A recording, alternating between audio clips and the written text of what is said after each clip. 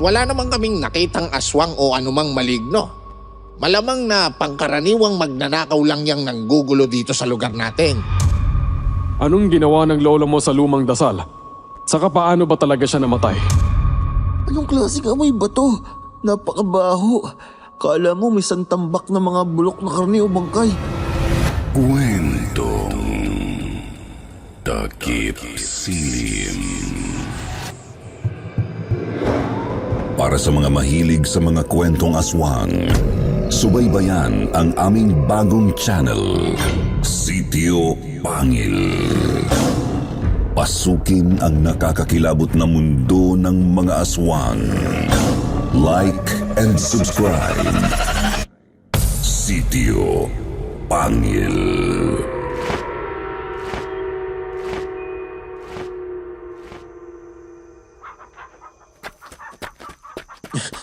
Lester! Lester! Problema mong tao ka. Para kang nakakita ng multo. Ano bang May nangyari? nawala na namang manok panabong. Ano? Nung nakaraang linggo lang nawalan tayo. Tapos heto na naman. Alin ang nawala? Isa sa mga ugis na malaki. Ay, tinamaan ka nga naman ng lintik. Masasabon na naman tayo ni Kuya Melo nito eh. Sino ba kasi ang magnanakaw ng mga manok at hayop dito sa bukid? Kaltas sahod na naman. Ano yun? May nawala na naman? Kuya, Kuya Melo, nakabalik na po pala kayo. Hello po, Sir Jupiter. Hello din po sa buong team ng Kwentong Takip Silim at pati na sa lahat ng listeners ninyo. Tawagin niyo na lang akong Ricky, Tubong Zamboanga del Sur. Taong 2003, 20 anyos ako nang alokin ako ng isang kapitbahay namin na magtrabaho sa isang poultry farm. Papalit daw ako sa kanya. Sa may Davao del Norte po iyon. Medyo malayo na sa Zamboanga. Kaya naman kinailangang doon din ako tumira. Hindi ko nga lang inasahang bangungot pala ang dadanasin ko roon dahil sa lihim ng isa kong katrabaho. Mabait naman na tao si Lester, Sir Jupiter. Yun nga lang, sadyang binago lang ng isang lumang dasal ang kanyang pagkatao. Sisimulan ko po ang kwento ng sunod-sunod na mawala ang iilang mga hayop sa lugar na yon. Magtatatlong buwan na ako sa farm noon at tuwing kabilugan ng buwan, may nawawala talagang mga manok sa loob ng farm. O di naman kaya ay mga baboy o kambing ng mga taga-baryo sa labas ng manukan. At malakas ang hinala ng katiwala ng farm na si Kuya Melo na isang aswang ang salarin.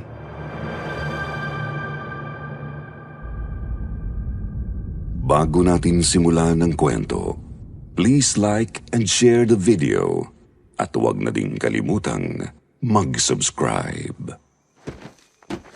Ano ba kasit nalusutan na naman kayo? Napakamahal ng manok na yun. Kulang pang isang buwang sahod ng isang tao para doon. Ricky, nagbantay ba talaga kayo na maayos kagabi? Opo kuya. Ilang ulit pa nga po namin inikutan ng buong manukan eh. Wala naman kaming napansing kakaiba. Kuya, hindi lang naman po tayo ang nawawalan eh. Marami ring nawawalan ng mga alagang hayop sa baryo. Saka maglilimang buwang problema na ito ng mga taga rito. Bakit kailangang tayong magbayad para sa ginagawa ng kung sino mang salarin? Bakit tayo ang magbabayad? Nag-iisip ka ba? Natural. Tayo ang mga tauhan dito. Responsibilidad natin ang anumang mangyari sa mga manok. Tanga! Sinubukan nyo bang hanapin? Opo kuya. Pero wala talaga eh. May nakita lang kaming ilang mga balahibong puti ng manok. Doon sa labas ng bakod sa bandang likod. Bukod doon, wala na po eh. Ay. Oo nga pala, Lester. Di ba mga albularyo ang angkan nyo? Opo, ba't niyo po natanong? Pagpapatawas tayo kay Lolo Perding mo. Baka sakaling mahanap natin ang salarin sa pamamagitan nun. Tawas? Di ba gumagana yun sa mga kamalignuhan kuya? May hinala kasi akong aswang ang may gawa nito. Aswang? Paanong aswang? Marami ng mga hayop ang nawala dito sa baryo na to. Tapos, hindi pa rin matukoy-tukoy ang mga salarin. Nagagawa rin nilang malagpasan ng mga bakod at nababaklas ang kandado ng mga kulungan. Kaya may kutob ang iba rito na aswang ang may gawa. Pati na ako. Eh kuya, nakapagtawas na po kami ni Lolo Perding. Wala naman pong lumalabas na resulta. Wala kaming makitang aswang o anumang masamang elemento na nanggugulo rito. Gusto kong ulitin ang pagtatawas ninyo. Gusto kong makita mismo ng mga mata ko yung resulta. Ha? Pero kuya, Kung hindi ka papayag, maghihinala akong ikaw ang magnanakaw ng manok. teka grabe naman po yata yan. Papayag ka o hindi? Sige po kuya. Mamayang hapon, pagkatapos ng trabaho natin dito, diretso tayo kay lolo mo.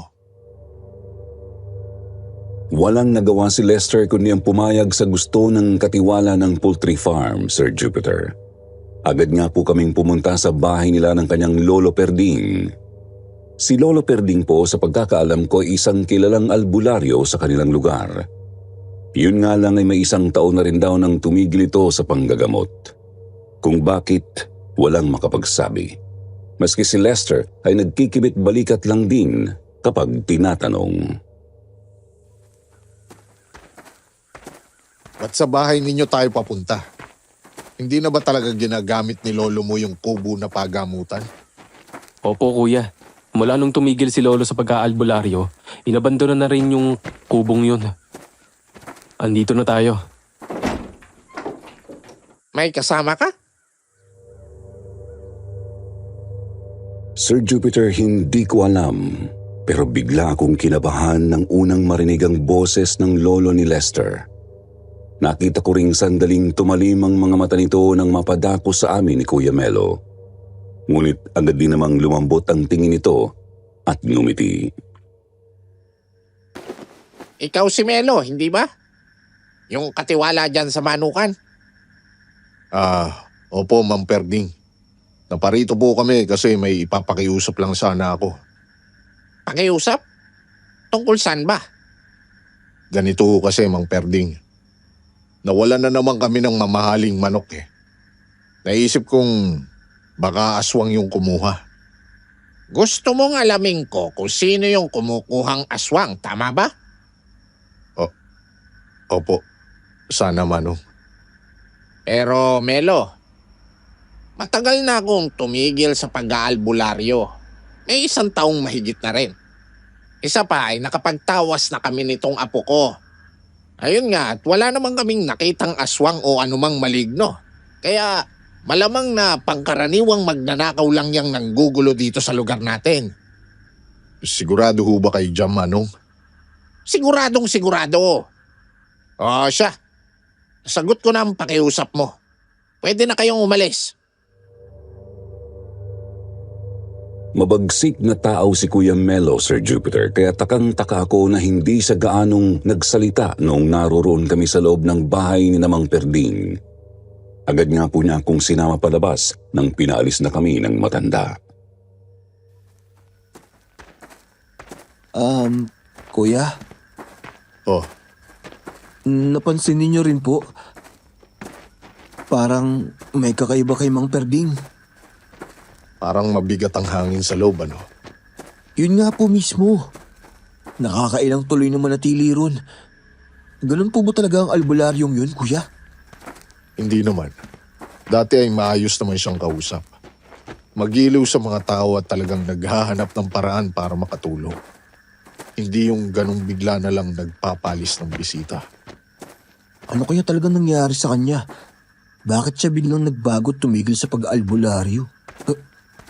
Teka, May problema ba? naku, yung pitaka ko, kuya. Nawawala. Patay, nahulog yata. Butas pala tong shorts na suot ko. Mariosep naman, Ricky.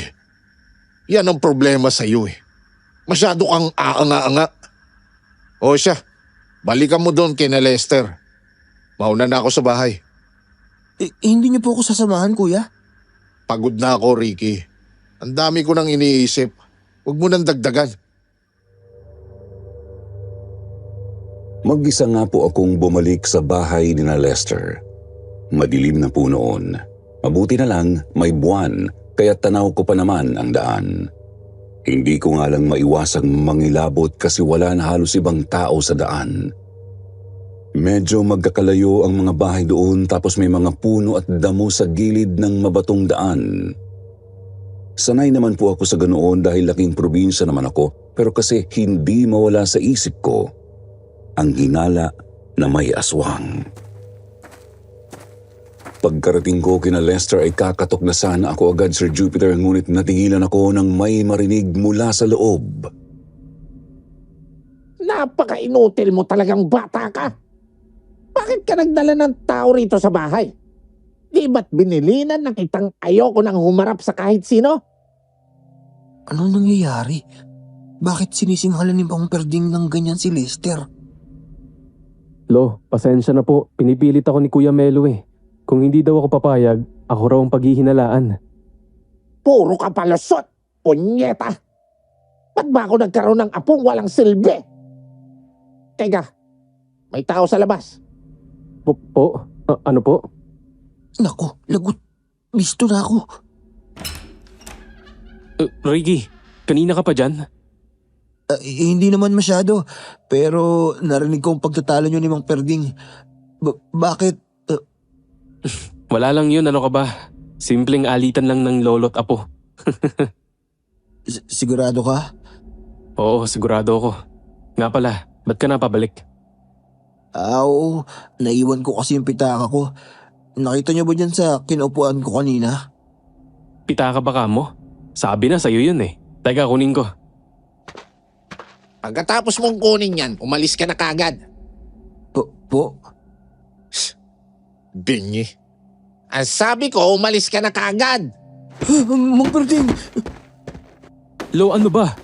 Wala namang ginagawang masama yung tao eh. Pasensya ka na, Ricky ah. Medyo masama lang timpla ni Lolo ngayon. Ako? Masama ang timpla? Sige na Ricky. Pasensya na ulit. Ano kayang problema? Nagmarka sa isip ko ang tagpong iyon, Sir Jupiter. Bukod sa katakatakang pagtatalo ng maglolo at asal ni Mang Perding, di ko rin malimutan ang itsura ng matanda. Namimilog ang mga mata nito. Nanlilisik habang nakatingin sa akin, kapansin-pansin ding nanginginig ang kanyang mga kamay. Tipong nagpipigil na saktan ako. Kaya naman nang pagsarhan nila ako ng pinto ay dali-dali na akong bumalik kina Kuya Melo. Doon kasi ako tumutuloy sa kanilang bahay ng kanyang pamilya. Pagdating ko ay nadatnan kong naghahapunan na sila ng kanyang asawa at 3 anak. Nanahimik na muna ako. Mas mabuti nang si Kuya Melo lang ang makarinig sa mga sasabihin ko. Mag-aalas 9 nang ayain ako ni Kuya Melo sa may bakuran. Kanina pa kakaibang pananahimik mo, Ricky. May nangyari ba pagbalik mo kay na Lester?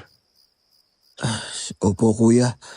Nadatnan kong sinisinghalan ni Mang Perding si Lester. Bakit daw nagdadala ng tao sa kanilang bahay? Pagkatapos, nung hinarap ako ni Mang Perding, pinagtaasan din ako ng boses. Umalis daw ako agad. Nasabihan pa nga akong bingi.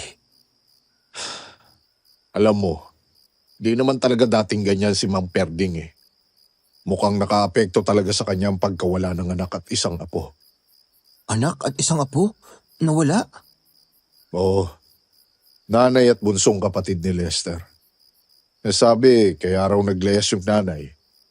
May nakilalang lalaki daw sa Jensan, tapos sinama ang bunsong anak. Ayaw din kasing manahin ng babae ang kapangyarihan ni Mang Perding. Naku, napakatindi pala ng dinanas ni Lester kung ganun. Gano'n na nga.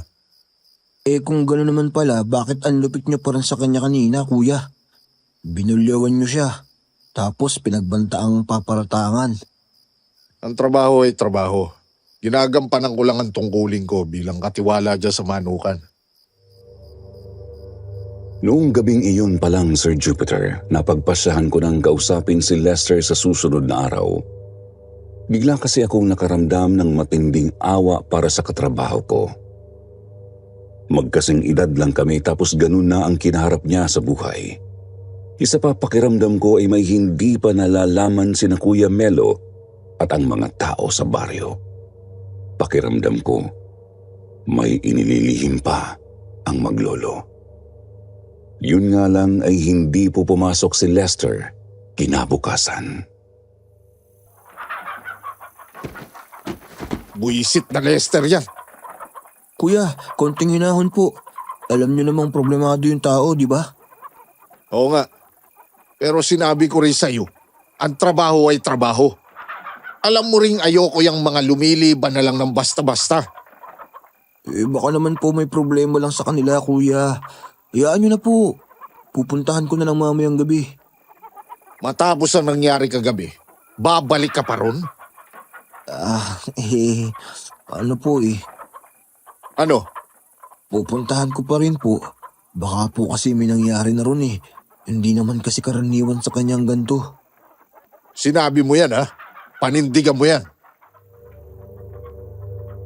Nag-aalinlangan man ay minabuti ko pa rin talagang puntahan si Lester, Sir Jupiter. Yun nga lang ay 6:00 ng gabi na ako natapos sa mga gawain ko sa Manukan, kaya madilim na nang lumakad ako. Tinahak ko na naman ng malubak na daang may halamanan at mga puno sa magkabilang gilid. May buwan, ngunit nakakakilabot pagmasdan ang anino ng mga puno. Pinagtitibay ko na lang po talaga ang sarili ko noon, nagdarasal na sana walang aswang na magpakita. Subalit, iba po pala ang mangyayari sa mga susunod na oras. Malayo pa man kasi ako sa bahay ni na Lester ay nakita ko na siyang tumatakbo papasok sa kakahuyan.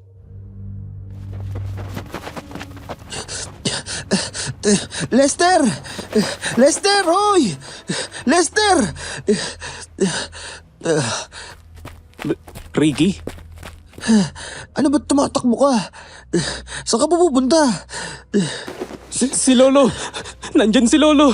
Hindi ko na kaya! Ayoko na! Ayoko na! Ano nangyayari doon? Lester! Bumalik ka rito! Punyeta kang bata ka! Balik! Si Lolo Perding ba yan? Diyos ko po. Sir Jupiter, hindi ko maintindihan kung ano ang nangyayari. Basta nakita ko na lang si Mang Perding na parating, halatang hinahabol ito ang kanyang apo na si Lester. Ganoon pa rin po ang kanyang mga mata, bilog na bilog at nanlilisik. Kitang-kita ko iyon nang mapunta siya sa bahaging nasisinaga ng buwan.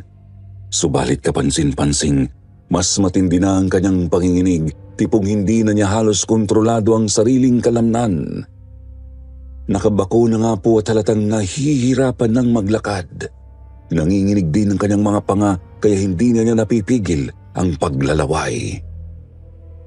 Nang mapansin kong tumatakbo na si Mang Perding papunta sa akin, ay agad na rin akong napakaripas pasunod sa katrabaho ko. Lester! Lester! Ano bang nangyayari sa lolo mo? Bakit naging ganun yun? Wala na sa sarili si Lolo. Nilaman na siya nung may sa demonyong dasal na yun. Ayoko na, Ricky! Ayoko na! Hindi mo ako matatakasang bata ka! Bumalik ka rito! Balik! Nandiyan na siya! Lumayo ka na sa akin, Ricky! Hindi ka dapat madamay dito! Alis na! Umalis ka na! Aray ko! Aray! Sakit na! Hindi ako agad nakabangon nang itulak ako ni Lester, Sir Jupiter. Nang makita ko namang papalapit na si Mang Perding ay nanlamig ng tuluyan ang kalamnan ko. Ngunit agad ko ring napansing nakapako talaga ang tingin niya kay Lester, kaya naman nagsumiksik ako sa halamanan. Di bali nang makati sa balat ang pinagtataguan ko. Ilang sandali pa ay nakita kong nilagpasan lang ako ng matanda. Tuloy-tuloy siya sa paghabol sa kanyang apo. Tinanaw ko silang sumusuot sa kasukalan ng gubat hanggang sa tuluyan na silang nawala sa aking paningin. Anong gagawin ko? Lalabas na ba ako? Paano kung bumalik yun at habulin ako? Nakakainis naman oh. Gusto ko lang namang makausap si Lester eh. Tapos ganito pang nadatnan ko. Diyos ko, sana ayos lang si Lester. Teka, ano kaya yung sinasabi niyang malademonyong dasal? Napakagulo ng isip at puso ko noon. Napuno ako ng pagtataka at pagkabahala. Natatakot akong baka balikan ako ni Mang Perding sa halamanan, kaya naman lakas loob akong lumabas at agad nang kumaripas pabalik sa bahay ni na Kuya Melo. Kuya! Kuya Melo! Andito na ako, kuya! Kuya! O anong nangyari sa'yo?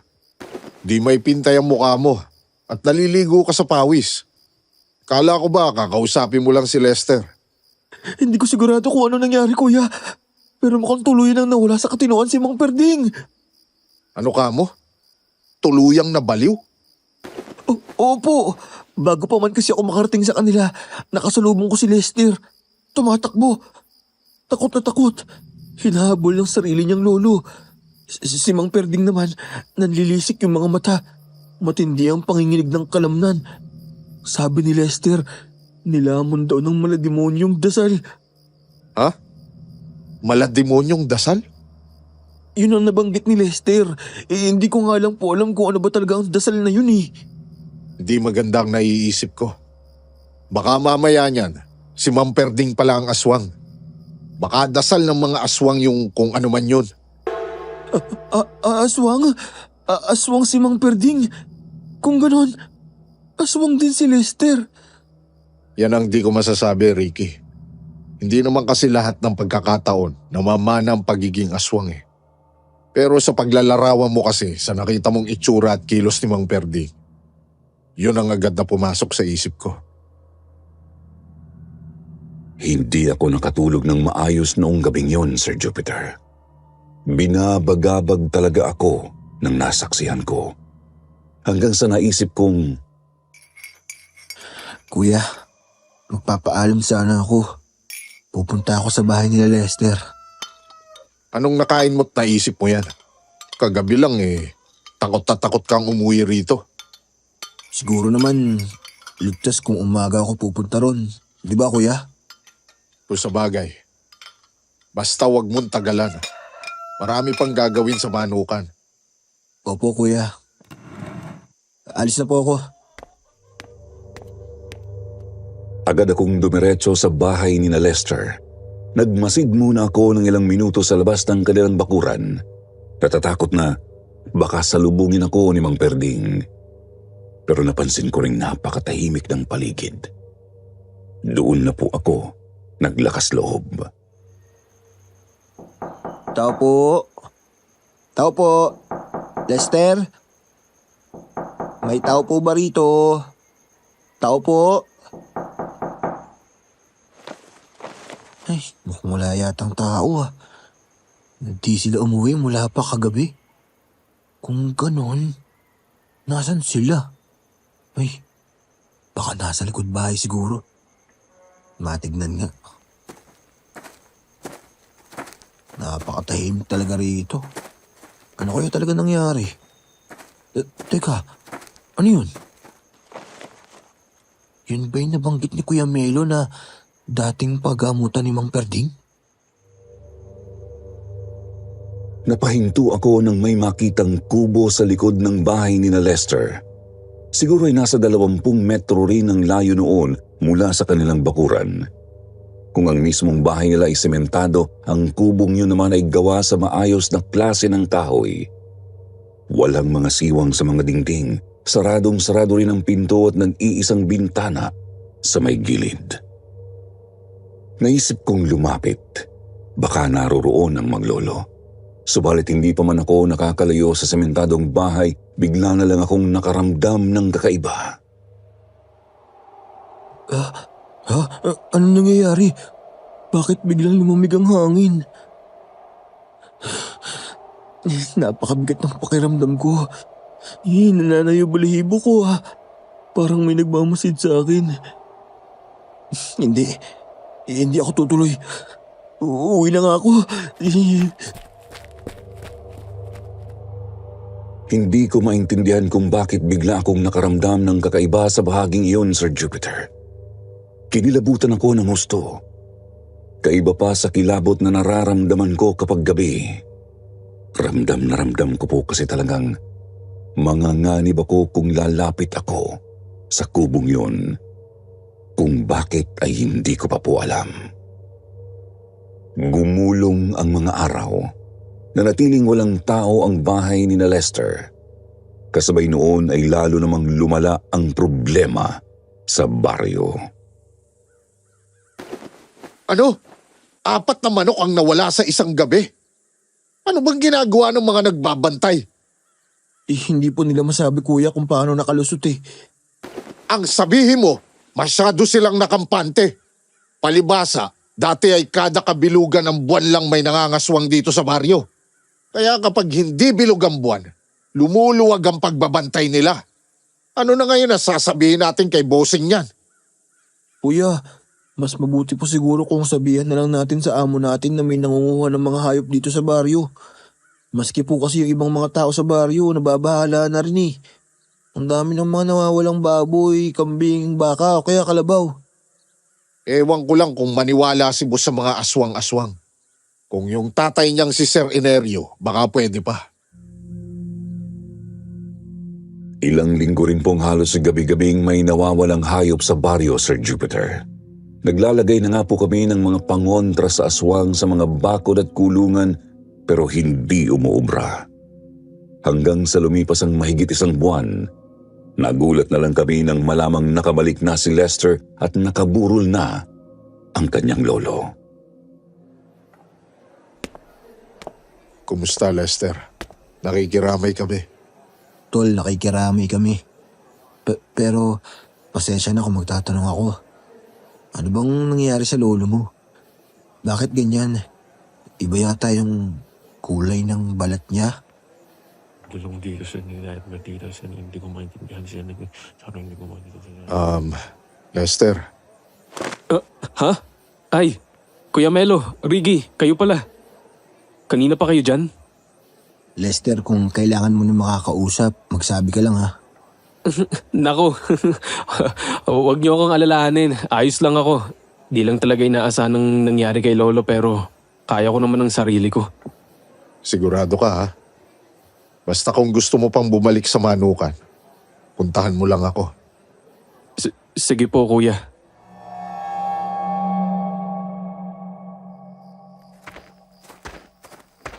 Kuya, ano kaya yung binubulong-bulong ni Lester kanina?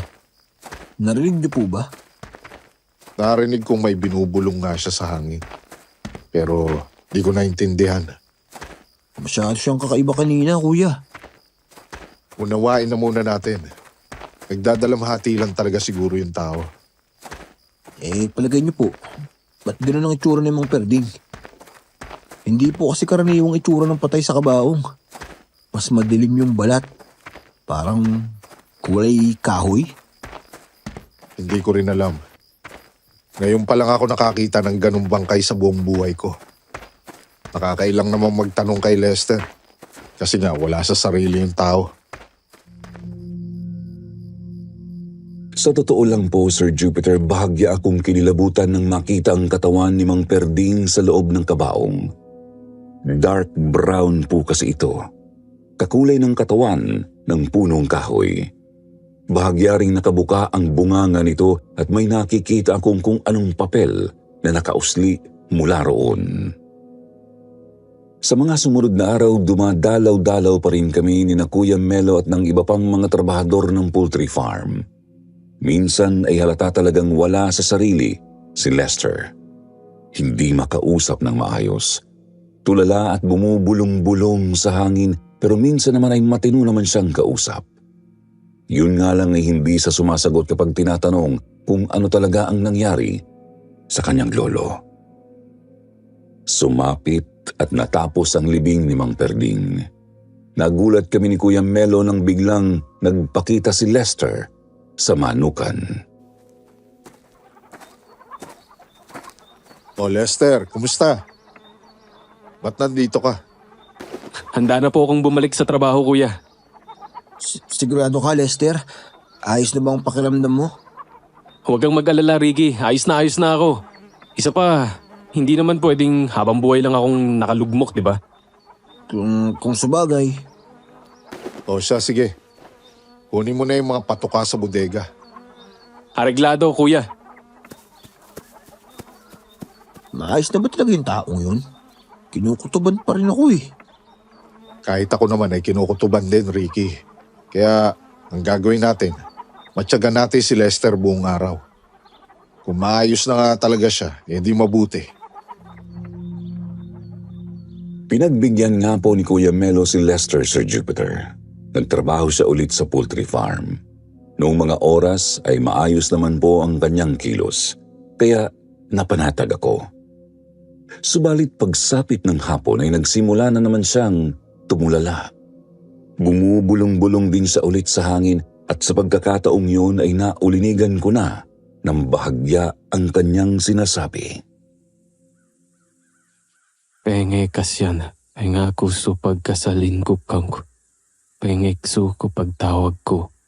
Penge kasyan, penga kasu pagkasilangan ko, penga kuso pagtawag ko. Ang mga salitang yun ay maging danawan, Sir Jupiter. Limitado po ang kaalaman ko sa wikang yun, pero sa naiintindihan ko, ang sinasabi ni Lester ay, "Dinggin mo ako. Dinggin mo ang aking sumamo. Dinggin mo ang aking pagtawag." Penge kasyan, Lester? penge kasu pagkasalin nga ko, penge kasu pagtawag ko. Lester, ayos ka lang? Huwag kang magulo! Lester, ano bang... Putek, sabi kong huwag kang magulo eh! Aray! Ano bang problema mo? Anong nangyayari rito? Lester, ba't mo bigla sinapak to si Ricky? Eh, ang gulo eh! Alam mo, Lester, palagay ko, wala ka pa sa wisyo eh. Magpahinga ka na lang muna siguro ng mga ilang araw pa. Tsaka ka bumalik sa trabaho. Alam mo, isa ka pa eh. Di ba sinabi ko ng kayang-kaya ko na magtrabaho? Di ka ba nakakaintindi?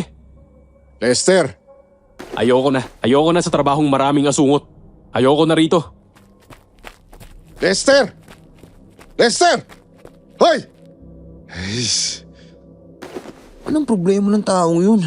Bigla na lang nag-aalboroto. Alam mong hindi ko rin alam ang paliwanag dyan, Ricky. Gulong-gulo kami ni Kuya Melo noong oras na iyon, Sir Jupiter. Hindi namin malaman kung bakit biglang nagkaganon si Lester. Ang hindi namin alam, simula pa lang pala iyon ng mga pagbabago ng katrabaho ko. Simula pa lang ng isang masalimuot na karanasan namin ni Kuya Melo. Lumipas ang mga oras. Ginabi ako sa pagtatrabaho sa manukan. Mag-aalas 7 na nang lumabas ako ng farm at lumakad papunta sa bahay ni na Kuya Melo. Ano nangyari nun? Ba't parang nagkakagulo ka na, Kuya Melo? Kuya! Kuya Melo! Ano nangyayari? Buti andito ka na, Ricky. Tulungan mo kami. Ang anak ko. Ang bunso kong anak. Si Ella. Kinuha ng aswang. Ano ka mo? Hep, hep. Sandali lang. Bago natin ipagpatuloy ang kwento natin ngayong araw, salamat sa lahat ng supporters at umabot na po tayo ng 300k subscribers. Uy, meron po tayong bagong channel at sana ay masuportahan po ninyo. Hosted by yours truly, Jupiter Torres. Survivor True Stories. True to life survivor stories. I-click nyo lang sa description. Abangan ko po kayo doon ha. Hanggang sa susunod, paalam! Dali-dali akong pumasok sa bahay ni na Kuya Melo. Tinignan ko ang kwarto ng mga bata. Kita kong sira na ang bintana nito. May napansin pa akong bawang na nasa bandang gilid. Pagkatapos ay dumiretso na ako ng kusina para kumuha ng itak, tsaka muling lumabas upang tumulong sa paghahanap. Katulong namin ni Kuya Melo ang ibang trabahador ng farm at iilang mga taga-baryo. Naghiwa-hiwalay kami para mapabilis. Ako ay pumunta sa isang bahagi ng kakahuyan. Natagpuan ko ang sarili sa ilalim ng naglalakihang mga puno. Nakakakilabot tignan ng kanilang mga anino na naliliwanagan ng malamlam na buwan. Sandali akong nag-alinlangan, pero pilit ko na lang tinatagan ng loob para sa kawawang bata. Nakakainis. Kinikilabutan na naman ako. Andito na naman yung kakaibang pakiramdam na to. Mabigat at malamig ang hangin. Tapos parang may nagmamasid sa akin. Diyos ko po, protektahan niyo ko. Pinipilit kong humakbang kahit nangangatog na talaga ang mga tuhod ko. Maya't maya rin akong lumilingon. Sinusubukan kong aninagin ang madidilim na bahagi ng gubat. Hanggang sa napahinto na lang ako nang may marinig akong sigaw ng isang batang babae. Pakiramdam ko noon ay lumundag ang puso ko at sumabit sa lalamunan ko, pero mas binili ko pa rin subukang makalapit. Hindi ako pwedeng magkamali. Dito lang nanggaling yung sigaw. Nasaan na kaya yun? Ba't kaya biglaan na lang din tumigil? Ako naman, Ella, nasan ka na? Ayun! Hoy! Bitawan mo yung bata! Demonyo ka! Nadatnan kong sinasakal ng isang karimari-marim na halimaw ang isang bata, Sir Jupiter. Medyo madilim kaya hindi ko sila makita ng maayos, pero naaaninag ko ang kanilang mga anino. Kita ko rin ang isang pares ng napakapulang mga mata sa dilim. Akma na sana akong susugod upang mailigtas ang bata, ngunit namalayan ko na lang napapalundag na sa akin ang demonyo. Panasok na siya sa akin! Diyos ko, tulungan niyo ako! Bahala na! Etong sa'yo! Inundayan ko agad ng taga ang aswang nang lumapag siya sa harap ko, subalit mabilis siyang nakaiwas payuko. Walang ano-ano ay agad niya akong kinalmot sa bandang dibdib. Gumanti ako ng isa pang taga pero hindi ko na naman siya tinamaan. Sa halip ay nakalmot pa niya ako sa may kanang hita at tagiliran. Pagkatapos, namalayan ko na lang na tumilapon na ako matapos niyang suntukin sa mukha. Nauntog ang batok ko sa ugat ng isang punong molave at agad na namanhid ang katawan ko. Hindi! Ella! Ella! Pagbabayaran mo tong hayop na aswang ka. Magbabayad ka. Unti-unting dumilim ang paningin ko, Sir Jupiter. Nakita kong lumalakad ang aswang pabalik sa kung saan ko siya unang nakita. Sumuot siya sa dilim. Pagkatapos ay may narinig akong mga kaluskos sa damo na tumatakbo palayo. Kuya Melo, patawarin mo ko. Hindi. Ella,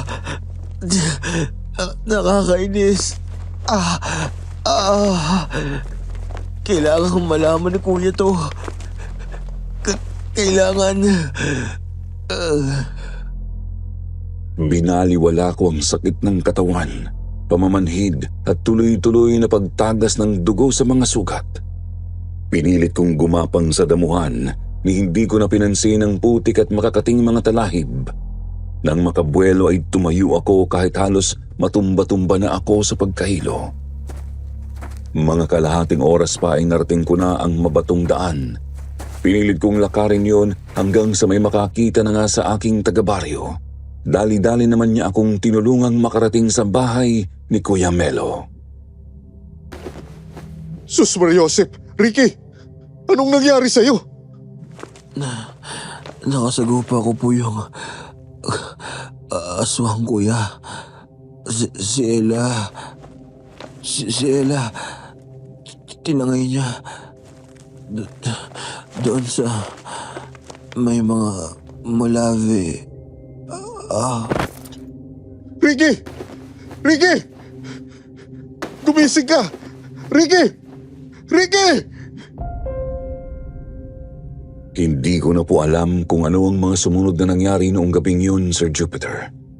Basta nang magkamalay ako ay tanghali na ng sunod na umaga at may benda na ang mga sugat ko.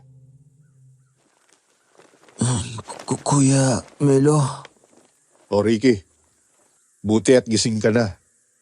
Nagamot na namin yung mga sugat mo. Kumusta ng pakiramdam mo? ayos lang po ako kuya. Kamusta na po ba yung paghahanap? Wala pa rin eh. Di pa rin namin nahahanap si Ella. Ang natagpuan lang namin doon sa may mga puno ng mulabi ay mga bakas ng dugo. Siguro ay dugo mo yun. Sana lang talaga hindi yung dugo ni Ella. Nakakatakot yung aswang kuya. Halatang may balak talaga siyang hindi maganda kay Ella eh. Kaya nga, kailangan na talaga natin siyang mahanap agad. Ayokong isipin ang maaaring mangyari sa anak ko. Tinawagan ko na rin ang amo natin na hindi muna ako makakapagtrabaho. Mabuti naman po at pumayag si boss. Oo, pumayag. Pero pupunta raw dito mamaya ang tatay niya, si Sir Enerio. Sir Enerio? Oo nga pala, di mo pa siya nakikilala. Sa kanya talaga ang lupaing kinatatayuan ng farm. Dito talaga siya lumaki sa baryong to. Tapos pinamana na lang niya yung manukan sa amo natin. O siya, alis na muna ako. Babalik na ako sa paghahanap kay Ella. Tsaka may pupuntahan din akong baka makatulong. Iniwan nga po ako ni Kuya Melo, Sir Jupiter. Masakit pa rin ang mga sugat na natamo ko sa engkwentro sa aswang ng nagdaang gabi. Pero nakakagalaw at nakakatayo naman na ako. Kailangan ko lang magpahinga ng konti. Mabuti na lang at inaasikaso naman ako ng asawa ni Kuya Melo. Bandang 4:00 naman ng hapon nang dumating ang sinasabi ni Kuya Melo na tatay ng amo namin. Ikaw ba ang sinasabing si Ricky? Ako nga ho sir. Ikinagagalak ko kayong makilala. Kinagagalak rin kitang makilala, Ricky. Yun nga lang hindi na ako magpapaligoy-ligoy. Pasensya na ha. Pero ano ba itong nakarating sa aking balita na may aswang daw rito sa baryo ngayon? Totoo yun sir. Ilang buwan na pong may mga nawawalang hayop. Mga manok na farm at iba pang mga alaga ng mga taga-baryo. Ang matindi pa po niyan, kinuha yung anak ni Kuya Melo kagabi. Ayun nga po, at nakainkwentro ko po sa may kakahuyan. Ang di ko lang maintindihan bakit nagkaroon ng aswang dito ngayon? Saan na ba si Perding? Ilang taon na rin kaming hindi nagkakausap ng kababata kong yun. Pero sigurado namang may alam siya kung paano kontrahin ang gumagalang aswang. Pinagmamalaki niyang albularyo siya Siguro naman, kaya na niya yon. Pasensya na ho sir, pero kamamatay lang po ni Mang Perding. Ano ka mo? Si Perding? Patay na? Paano? Hindi rin po namin alam kung paano namatay sir eh. Basta nawala silang maglolo ng halos 1 buwan din. Nung bumalik, ayun, binurol na si Mang Perding. Tinatanong namin si Lester kaso hindi naman sumasagot. Kakaiba nga pong kilos ng tao eh. Si Lester? Kakaiba? Paanong kakaiba? Halos katulad po sa ugali ng lolo niya bago lumatay. Madalas tulala at bumubulong-bulong ng kung ano. Tapos ang bilis mag-init ng ulo. Nako, nasaan pala ang nanay ni Lester? Yung anak ni Perding? Sir, mag-iisang taon na pong wala ang nanay ni Lester. Naglayas daw kasama yung bunsong anak. Hindi maganda to. Halika't samahan mo ko. Puntahan natin si Lester agad. Po, ano pong kailangan niyo sa kanya? Huwag ka nang magtanong. Basta samahan mo na lang ako. Kaya mo naman nang tumayo at maglakad, di ba? Sumunod nga po ako kay Sir Enerio. Sumakay kami sa kanyang owner-type jeep tsaka pumunta sa poultry farm. Doon niya iyon pinarada. Maglalakad na lamang kami papunta kina Lester dahil hindi na makakatakbo ang sasakyan sa lubak ng daanan doon. Hindi pa man po kami nakakalapit ng tuluyan ay agad na naming napansing may mga taong nakapila sa labas ng bahay. Lumakad pa kami at nang makalapit ay tinanong namin ang mga naroroon kung anong meron. Doon namin nalamang nang gagamot na pala si Lester. Kailan pa nagsimulang manggamot si Lester? Tapos na pala ang pagsasanay niya bilang albularyo. Palagay ko ngayong araw lang po siya nagsimula, sir eh. Kahapon nga pumasok pa siya sa manukan. Hindi ko nga lang po alam yung tungkol sa pagsasanay na sinasabi niyo. Kailangan ko na talaga siyang makausap. Tara sa loob.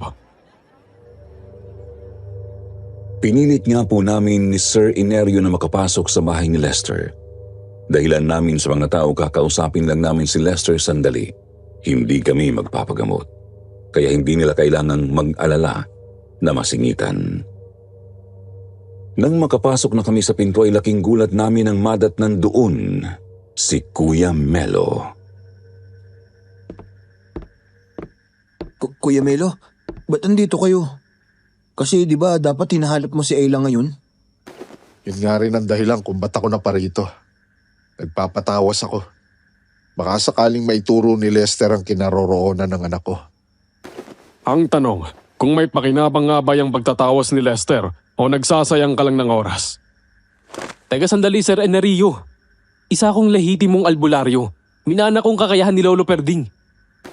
Hindi naman yatang tama na maliitin niyo ako ng ganyan. Tapatin mo nga ako, Lester. Anong ginawa ng lolo mo sa lumang dasal? Saka paano ba talaga siya namatay? Lumang dasal? Eh ano namang pakialam niyo ron? Mamaliitin niyo ako tapos magtatanong kayo tungkol kay Lolo? Iho, sagutin mo na lang ang tanong ko. Anong ginawa ni Perding sa lumang dasal bago siya namatay? Wala na kayong pakialam dun. May sa demonyo ang dasal na yon? Hindi na yon dapat tinago ng lolo mo. Kutob ko nga may kinalaman yun sa pagkawala ng nanay at kapatid mo eh. Sinabi ko naman, di ba? Wala na kayong pakialam dun. Ang mabuti pa umalis na kayo. Iho, nakikiusap ako sa'yo. Sabihin mo sa akin kung Labas na. Lester, Sir Jupiter, bigla na lang akong tinamaan ng matinding kilabot noong mismong sandaling yun. Nakatitig lang ako kay Lester. Nakita kong namilog at nanlisik ang kanyang mga mata. Nanginginig na rin ang kanyang mga kamay at panga at sandali ko rin napansing parang dumilim ang kanyang balat. Naging kakulay iyon ng katawan ng isang punong kahoy, subalit nanumbalik din naman sa pangkaraniwan ng mapakurap ako. Noon din mismo ay naalala ko ang mga napansin kay Mang Perding ng gabing hinabol nito si Lester, pati na ang kulay ng balat nito sa kabaong. Wala kaming nagawa ni Sir Inerio kundi ang lumabas na lang. Kasama po namin noon si Kuya Melo. Lumakad kami papunta sa manukan at doon kami nag-usap sa may opisina. kung tama ang hinala ko, nagsasayang ka lang ng oras doon, Melo. Ano ho ba kasing ibig niyo sabihin? Ipaliwanag niyo na at nang makapagpatuloy na ako sa paghahanap sa anak ko. Mahirap magsalita kasi wala pa akong ebidensya. Pero may hinala akong si Lester. Mismo ang hinahanap ninyong aswang. Seryoso ho ba kayo dyan, sir? Paano naman magiging aswang si Lester? Eh galing nga siya sa angkan ng mga albularyo. Totoong galing sila sa angkan ng mga albularyo. Pero itong si Perding ay hayok sa kapangyarihan. Mga bata pa lang kami ay hinahanap na yang isang sinaunang dasal. Nagmula pa sa kanununuan natin. Nahanap po ba ni Mang Perding ang dasal na yon, sir? May nahanap siya doon sa bayan ng isang aswang na kanyang napatay. Pero ang babala ng kanyang tatay, delikado ang nahanap niya. Isa raw yung dasal upang tawagin ang isang sinaunang demonyo. Sasapi ang masamang espiritu sa katawan ng tumawag. Pagkatapos ay unti-unti itong magiging halimaw. Ano pong ginawa ni Mang Perding sa dasal? Sa pagkakaalam ko, tinago yun ng kanyang ama. Pero hindi ko alam kung napasa kamay ba ulit yun ni Pedring o hindi. Pero kung sakali mang ganun nga, malamang hawak na yun ni Lester ngayon. Eh sir, anong gagawin natin? Kung si Lester nga ang aswang, di pwedeng nasa kanyang anak ko. Bandang 9:00 pasado ng gabi, Lumakad kami ni Kuya Melo pabalik sa bahay ni Lester. Hindi namin kasama si Sir Enerio. Pagdating namin ay wala ng mga nakapilang tao sa labas. Siguro ay nagsiuwian na ang mga ito dahil nga gabi na. Oh, ano at naparito kayo ulit? Teka, sandali. Lester, hindi kami naparito para magsimula ng gulo. Gusto lang namin makipag-usap, Lester. Makipag-usap? Para saan pa? Ano? Hihingi lang sana kami ng tawad. Pagpasensyahan mo na yung mga sinabi ni Sir Enerio kanina. Alam mo na, matanda na yon. Baka nag-uulyanin na siguro. Oo nga, Lester. Wala naman kaming alam sa mga sinasabi niya eh. Kahit nga ako ay nagulat nang may banggitin siyang dasal pagdating namin dito. Wala ba siyang nabanggit na kung anong kalokohan sa inyo? Yun nga eh. Pero, ang sabi niya, baka raw aswang ka. Baka raw naging aswang din ang lolo mo, tapos ipinasa sa'yo. Nainis ako. Kasi malabo namang maging totoo yun. Albularyo ka nga, di ba? Kaya nga, gusto kong humingi ng tulong sa'yo eh. Gusto mo pa rin tulungan kitang mahanap si Ella? Wala na akong ibang maisip na paraan, Lester. Desperado na ako. Sige, tara sa loob. Lester, ako mauuna na. Kailangan ko na kasi magpahinga. Medyo kumikirot pa rin kasi ang mga sugat ko. Sigurado ka bang pagaling na yan? Oo. Naasikaso naman ako ng asawa ni Kuya Melo. Konting pahinga lang to. Paika-ika akong lumakad palayo ng bahay ni na Lester. Lumingon ako. Nakita kong nakapasok na sa loob si Kuya Melo pero nakatanaw pa rin sa akin si Lester. Nagpatuloy ako sa paglalakad. Kinabahan na naman ako nang makita ang madilim na daang naliliwanagan lang ng buwan at ng bitbit kong maliit na flashlight.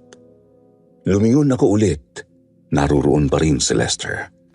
Lumakad ako ng ilang minuto pa. Nang makalayo na ako ay lumingon ako ulit. Wala na roon si Lester at sarado na ang pinto ng kanilang bahay. Doon na ako kumilos. Lumiko ako at sumuong sa makahoy na gilid ng daan.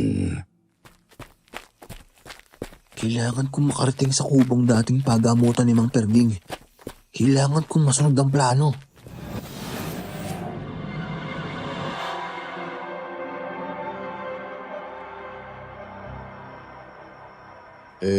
Sir, anong gagawin natin? Kung si Lester nga ang aswang, di pwedeng nasa kanya ang anak ko. Hindi tayo pwedeng magpadalos-dalos, Melo. Isang pagkakamali lang siguradong madadagdagan ang biktima ng aswang. Baka rin hindi na talaga natin matagpuan ang anak mo. Kailangan nating magplano. Anong plano naman po, sir? Una, kailangan nating kumpirmahing si Lester nga ang aswang. Ganito, sigurado akong may kinalaman ng inabando ng pagamutan ni Perding dito. Kaya kailangan nating mapuntahan at matignan yon. Malabo yan, sir. Kung may nakatago nga ron, ay siguradong gwardyado ni Lester yon. Kailangan natin siyang lansihin. Ikaw, Melo, bumalik ka roon para magpatawas. Siguradong maghihinala siya sa'yo. Kaya sabihin mong sinabi ko sa'yo na aswang silang maglolo. At ikaw naman, Ricky, ikaw lang ang pupunta sa pagamutan habang nagtatawas si Lester. Ako? Sir, baka... Nakaharap mo na ang aswang at nakaligtas ka. Wala ka nang dapat ikatakot. Kaya nga po ako natatakot kasi nakaharap ko na yung demonyong yun. Wala naman akong panama dun, sir. Heto. Ano po yan, sir? Rosario? Rosaryong benditado ng Santo Papa. Hindi ko sigurado kung makakatulong yan para protektahan ka.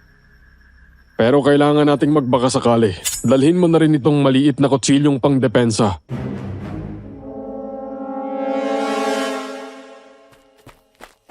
Pambihira naman to si Sir Enerio.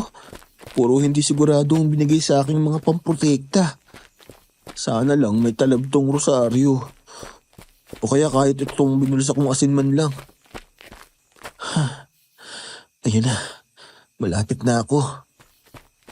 Kainis naman, ang sakit pa rin ang katawan ko. Diyos ko naman, paano ba ako napasok sa gulong to? Gusto ko lang naman magtrabaho rito eh. Kabado akong lumapit sa paggamutang kubo, Sir Jupiter. Inilawan ko iyon ng flashlight. Wala talaga akong maaninag sa loob dahil saradong-sarado talaga ito. Makapal ng mga kahoy na tablang ginamit sa dingding. Saradong-sarado rin pati ang tabla ng bintana. Lumapit pa ako. Inilapat ko ang isang palad sa may gilid ng bintana. Agad ay napaigtad ako nang biglang dumaloy sa kamay ko ang isang kakaibang pakiramdam. Animo ay nakuryente ako. Napakabilis noon ngunit napakalamig din. Dumaloy iyon mula sa palad ko diretso sa dibdib at kalooban ko. Agad ay nanginig ang kalamnan ko at pinagpawisan ako ng butil-butil. Anong pakiramdam yun? Hindi na talaga magandang pakiramdam ko sa lugar na to. Diyos ko, gabayan at protektahan niyo po ako. Kinuha ko ang rosaryo sa bulsa ko at ikinintas iyon. Hindi ako sigurado kung gagana ba pero bahala na. Kinuha ko rin ang maliit na kutsilyo. Isinuot ko yun sa gilid ng tabla ng bintana at pakay kong putulin ang mga tali sa loob. Tumindi pa ang pagkabog ng dibdib ko. Halos hindi na ako makahinga sa kaba at kilabot. Ilang sandali pa ay naputol ko na ang mga tali sa loob ng bintana. Binuksan ko iyon at agad na sumampal sa akin ang napakabahong amoy mula sa loob. Buisit, anong klaseng amoy ba to? Napakabaho. Kala mo may santambak na mga bulok na karne o bangkay. Ano ba kasing meron dyan sa loob? Kinakabahan tuloy ako lalo. Pero kailangan kong magawa ang pakay ko rito. Kailangan kong masilip ang kubo. Nagpalinga-linga ako. Walang tao sa paligid. Huminga ako ng malalim. Binalik ang maliit na kutsilyo sa bulsa at saka sumilip sa bintana. Una kong ipinasok ang flashlight ko. Pagdungaw ko paloob ay agad bumungad sa akin ang laksa-laksang mga patay na hayop. Ngunit wala akong maaninag na dugo. May nakita rin akong 2 bungo ng tao sa isang sulok, nakapatong sa tumpok ng iba pang mga buto. Sa isang gilid naman ay may nakita akong katawan, ngunit di ko na iyon natignan ng maayos dahil bigla na lang may humablot sa liig ko. Nabitiwan ko ang flashlight. Namatay iyon. Pilit pa akong hinila ng kung sino papasok ng bintana. Pilit naman akong nagpumiglas. Bitawan mo ako! Sino ka ba? Anong kailangan mo sa akin? Tulong! Tulong! Saklolo! Tulong! Ramdam na ramdam ko ang napakalamig ng mga kamay sa leeg at balikat ko, Sir Jupiter. Ilang hila pa niya ay nagawa na nga niya akong maipasok sa bintana. Pilit pa rin akong nagpumiglas. Kinawag-kawag ko ang mga kamay, ngunit katakatakang wala akong mahawakang katawan. Hanggang sa nagulat na lang ako nang bigla niyang hilain ang benditadong rosaryo. Naputol iyon at agad na nagsitalsikan ng mga butil. Pagkatapos ay naramdaman ko na lang na sinasakal na ako ng 2 malalamig na palad. Napakurap ako. Pagdilat ko ay nakatitigan ko na ang 2 mapupulang mga mata. Hindi ko maaninag ang kanyang mismong itsura dahil sa dilim, ngunit kita ko ang madilim na figurang nakadagan sa akin. Bitawan mo ako! Tulungan niyo ako! Hindi! Ricky! Ricky! Nandiyan ka ba sa loob? Ricky! Ricky! Siguradong nasa loob si Ricky, kuya. Wasakin na natin ang pinto.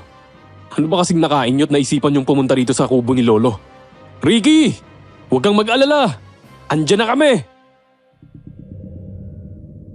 Dinig kong kinalampag ni na Kuya Melo at Lester ang pinto ng kubo. Padiin naman ng padiin pagkakasakal sa akin ng di ko malamang tao o halimaw. Ilang sandali pa tuluyan hanggang bumigay ang pinto. Bumungad sa akin ang liwanag ng flashlight na bitbit ni Lester. Gulat na gulat ako, Sir Jupiter, dahil wala talaga akong kasama doon sa loob. Nakahiga lang ako sa tambak ng mga bangkay ng hayop, mga baka, kambing, baboy at manok. Ano ba't kasit pumunta ka rito? Halika na!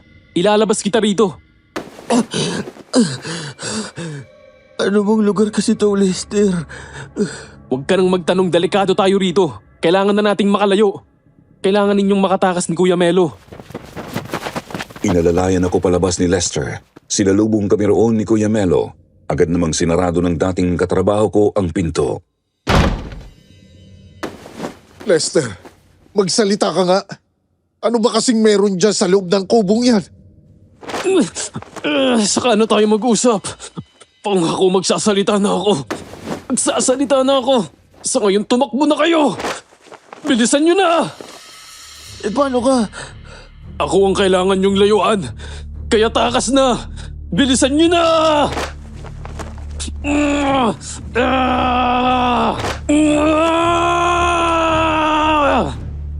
Ricky, halika na. Opo, kuya. Tinalikuran namin ni Kuya Melo si Lester. Agad kaming kumaripas ng takbo. Pinili kong iakbang ang mga binti kahit masakit pa rin talaga ang sugat ko sa hita. Huli kong nakita si Lester noon na napasalampak sa lupa at dumadaing. Animoy may pinipigil sa kanyang sarili. Mukhang tama nga po ang hinala ni Sir Enerio. Si Lester nga ang aswang. Kailangan nating makahingi na sa Klolo. Hindi natin siya kakayanin kung tayo lang. Magtawag tayo ng mga kabaryo natin. Hindi kayo makakatakas. Mamamatay kayo. Iaalay ko kayo sa aking Panginoon. Kuya Melo, hindi! Tumakas ka na, Ricky! Balitaan mo sila! Halos gumalas ang kaluluwa ko sa takot nang makita si Lester. Nakabaon ang kuko ng kanyang kanang kamay sa isang balikat ni Kuya Melo. Sa sandaling iyon ay napakapula na rin ang kanyang mga mata. Kahawig ng mga mata nang sumakal sa akin. Ang kanyang balat naman ay naging kulay kahoy. Sigurado na kung hindi na iyon guni-guni dahil hindi na ito bumalik sa dati. Gusto kong tulungan si Kuya Melo. Ayoko siyang iwan. Pero alam ko sa sarili kong kailangan kong makahingi ng saklolo. Kaya naman tumalikod ako at nagpatuloy sa pagtakbo subalit gaya ng ikinakatakot ko, naabutan pa rin ako ng halimaw. Sinabi ko naman, di ba? Hindi nyo ko matatakasan, mga hangal! Lester, maawa ka sa akin. Huwag mo ko sasaktan. Huwag.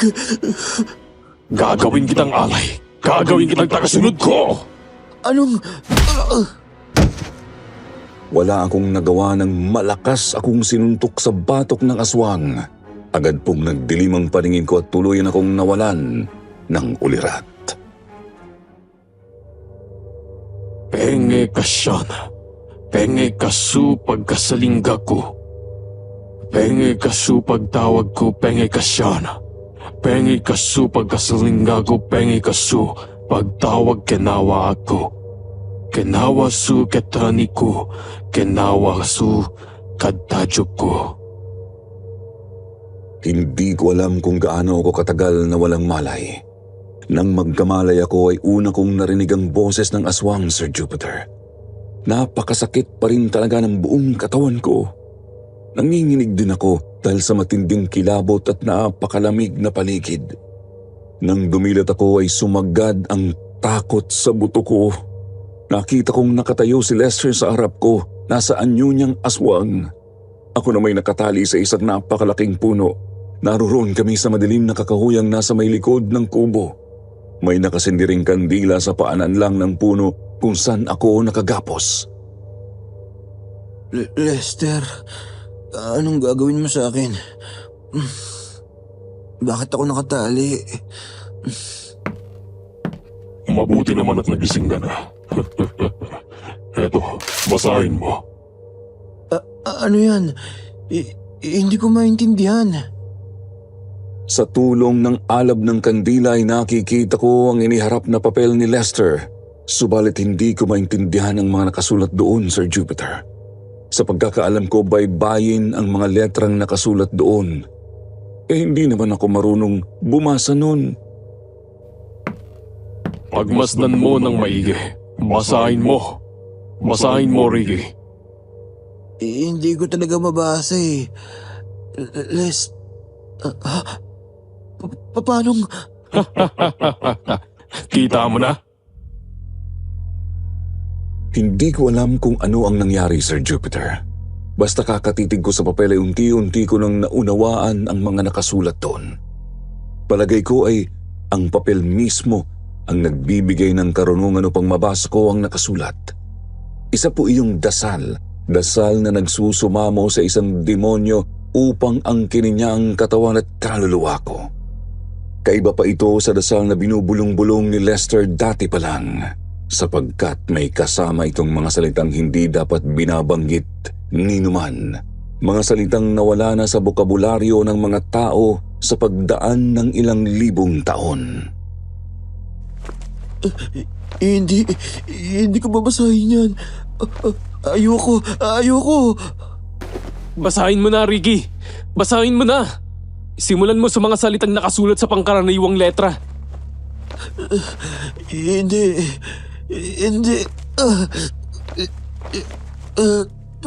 Pengeka. Siyaan. Engeka. So. Pagkasilingan ko. Pengeka. So. Pagtawag ko.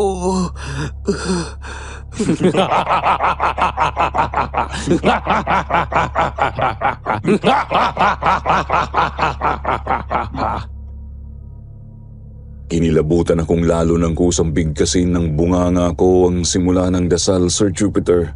Yun ang bahaging ibinubulong-bulong ni Lester. Bahaging nakasulat pa sa karaniwang mga letra natin ngayon. Pinilit kong pigilin ang sarili ko pero di ko talaga maawat ang bunganga na magsalita. Hanggang sa namalayan ko na lang na binibigkas ko na ang mismong laman ng lumang dasal. Nang matapos ay agad na isinubo sa akin ni Lester ang mismong papel. Hayop kang demonyo ka. Hindi ako susunod sa'yo. Isa lang ang Panginoon ko. At hindi ikaw yun. Wala ka nang magagawa, Ricky. Akin ka na. Akin na ang kaluluwa mo. Buwiset! Ano nangyayari? Lester? Hindi! Ah! Ricky, Lester, ikaw na ba ulit yan? kailangan mong makatakas. Iluwa mo yung papel. Bilisan mo! Sinunod ko nga po ang sinabi ni Lester, Sir Jupiter. Iniluwa ko ang papel na may hawak na dasal. Agad naman iyong isinubo ni Lester sa apoy ng kandila. Kinalagan din po niya ako at inalalayang makatayo. Sa sandaling iyon, sigurado akong siya na ulit ang katrabaho ko sa Manukan. Sigurado akong siya na ulit ang nakilala kong si Lester. Ricky, bilisan mo. Kailangan mong makalayo. Hindi magtatagal ay mababawi na ulit ng sino mang buso ang katawan ko. Kailangan mong makatakas. Ayokong mamatay ka. Paano ka? Hindi makakain ng konsensya ko kung mapapahamak ka lang ng dahil sa pagtulong mo sa akin.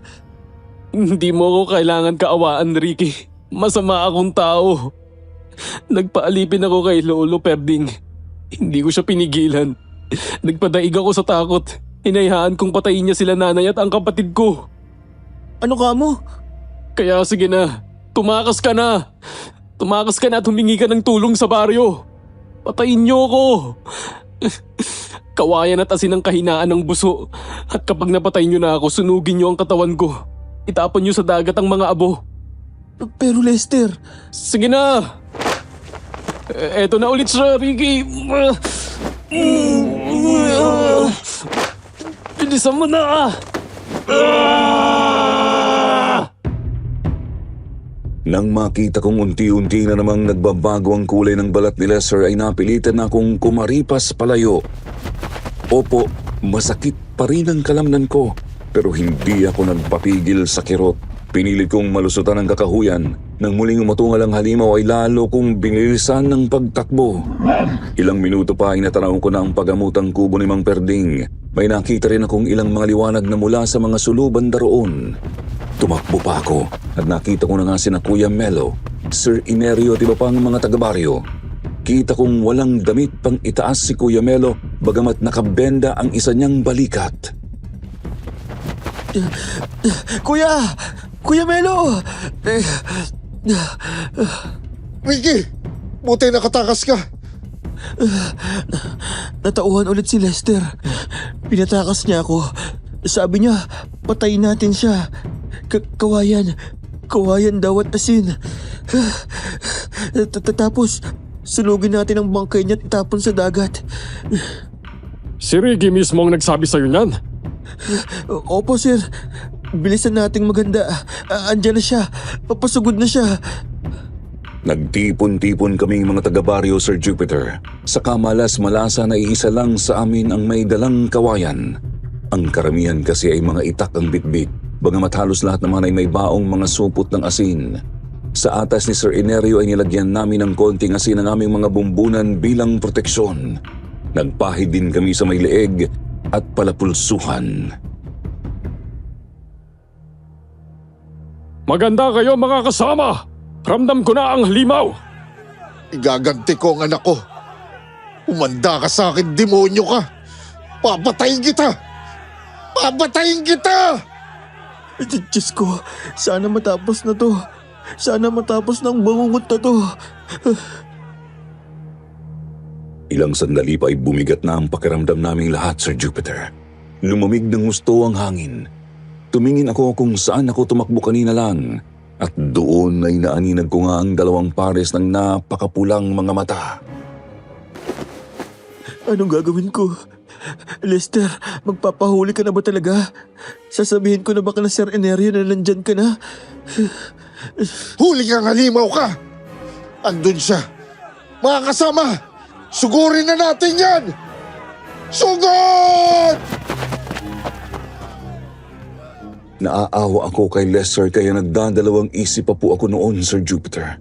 Kaso nakita na rin sa agad ni Kuya Melo. Sunod ko na lang na malayang sumusugod na palapit sa halimaw ang mga tao. Naiwan lang akong nakatayo. Katabi ko si Sir Inerio. Hindi ko magawang lumaban bukod sa hindi pa kaya ng katawan ko, hindi ko rin talaga kayang saktan ng taong tinuring kong kaibigan. Hindi ko akalaing aabot sa ganito, Lester.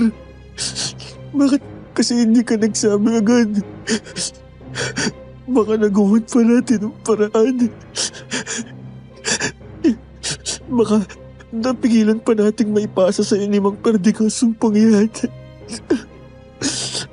Wala na tayong magagawa, Ricky. Kung hindi natin siya mapapatay ngayon, siguradong marami pang mapapahamak dahil sa kanya. Kitang-kita ko ang nangyaring labanan na natatanglawan ng buwan, Sir Jupiter. Sabay-sabay na lumusob ang mga kasama ni Kuya Melo. Nagtangka pang tumakas ang aswang ngunit agad din itong nasabuyan ng asin kaya naman napasubsob ito sa lupa. Gayun pa man ay agad itong nakabangon. Kita kong napakabilis ng halimaw na iyon, Sir Jupiter. Marami agad nakalmot na mga taga-baryo. Ang iba pa nga ay malalim talaga ang sugat na natamo.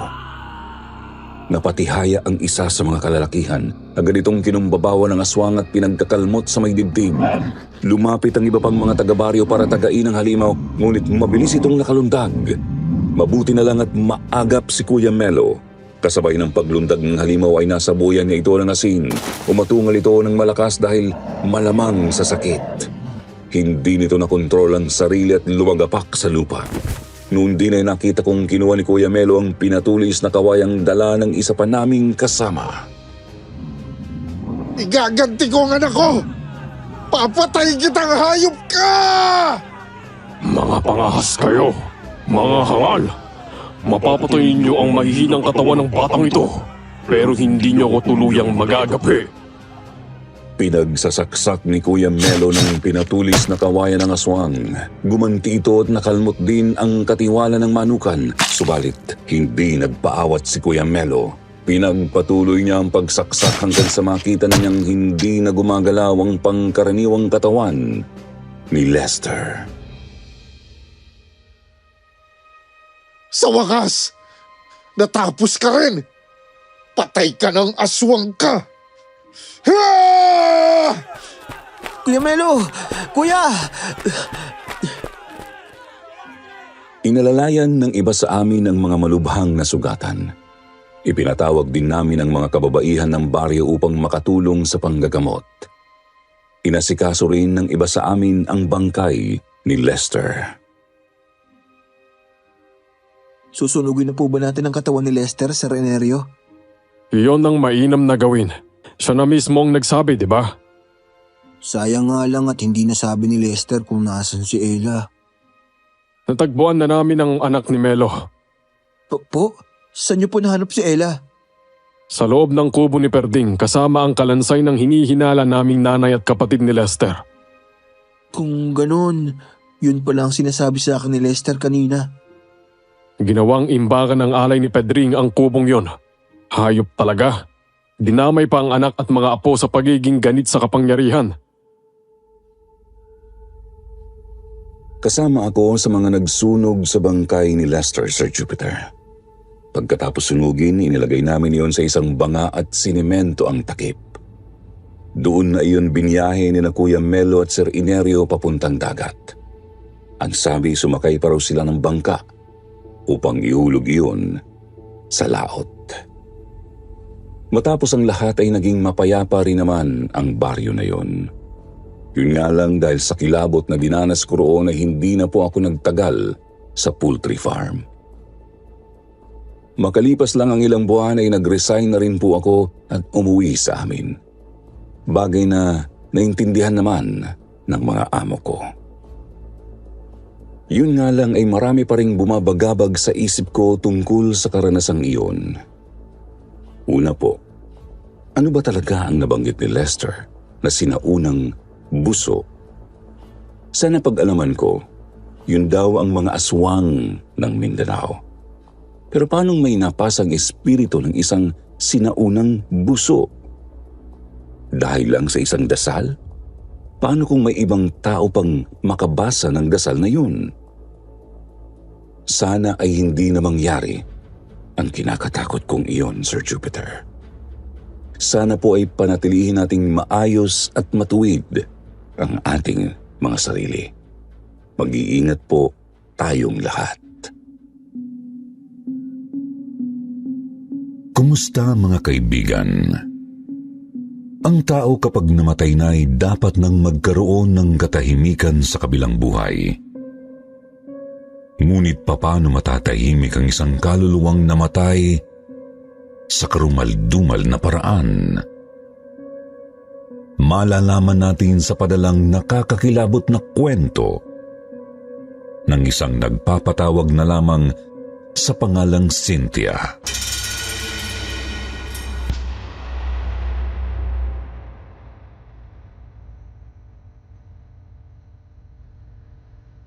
Dear Sir Jupiter, bigla at mahiwaga ang pagkawala ng nag-iisa kong kapatid na si Ate Perla noong mga dalaga pa kami. Isang araw, hindi na siya umuwi. Hindi na siya makontak at hindi malaman kung saan siya nagpunta o kung ano ang nangyari sa kanya. Mahigit isang buwan na siyang nawawala.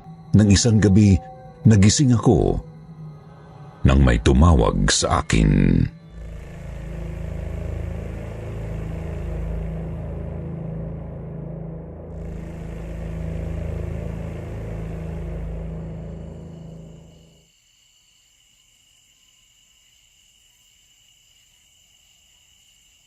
Cynthia. Cynthia.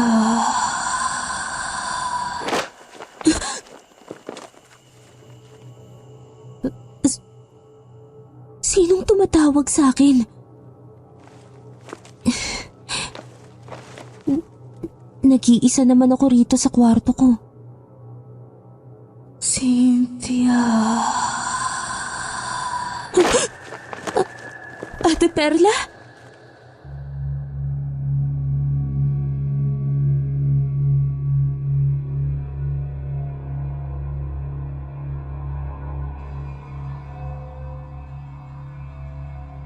Muntik na akong mapasigaw sa takot, Sir Jupiter, dahil pagbangon ko'y nakita ko ang kapatid kong nakatayo sa tabi ng aking kama na nakalutang sa sahig ang mga paa.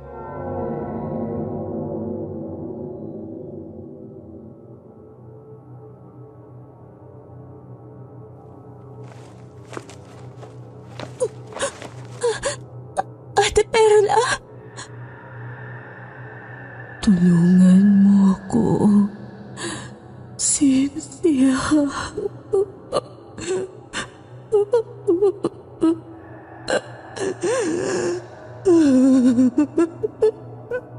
Bakit ka umiiyak? Anong nangyari sa'yo? Anong maitutulong ko sa'yo? Tulungan mo ako.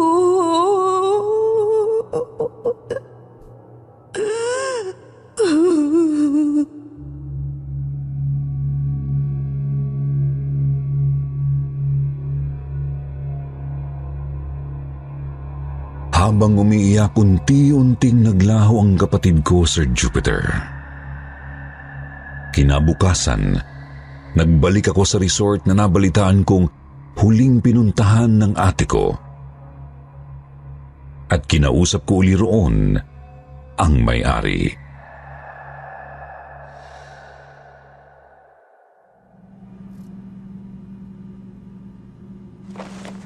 Ano, Cynthia?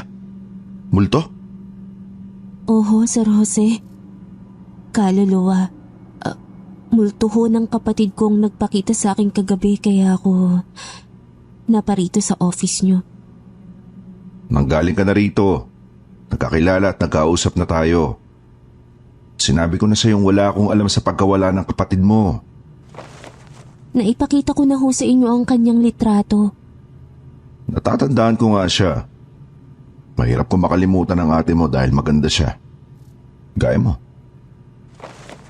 Ayoko ho sanang isipin at mahirap tanggapin.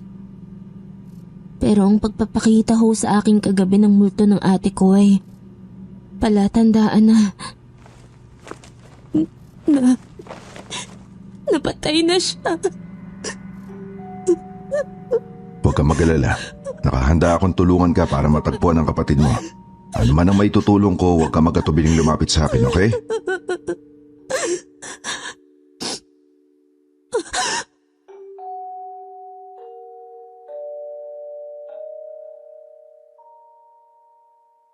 Muntik na akong mapasigaw sa malaking gulat, Sir Jupiter, nang malingunan ko ang isang malaking lalaking kuba na may dalang tray ng merienda para sa amin ng kanyang amo. Nakakatakot ang dispormadong mukha ng tauhang yun sa resort. Nakaluwa ang isa niyang malaking mata at tabingi ang kanyang ilong at bibig na parang taga-ibang planeta.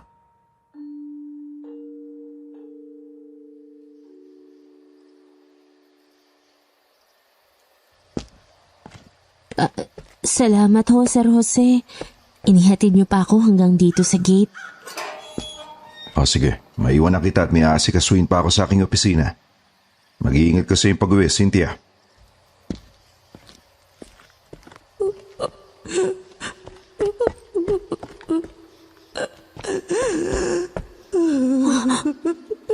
May babaeng umiiyak sa tabi ng swimming pool. Si Ate Perla!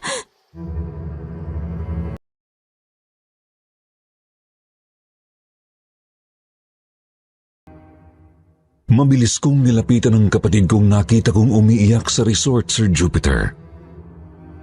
Pero bago pa ako makalapit sa kanya, naglaho na siya. Naisip kong maaring palatandaan yun na sa lugar na yun nawala ang ate ko. Kaya isang araw, nagbalik ako sa resort.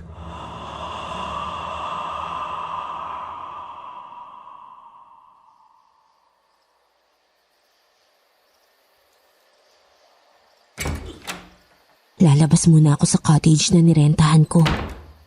At lingid sa may-ari at ang mga tauhan dito sa resort, maghahanap ako sa lugar na ito. Baka sakaling makakita ako ng katibayan sa hinala ko na dito nga nawala ang kapatid ko. Ha?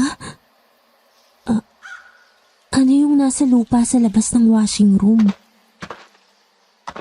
Bracelet?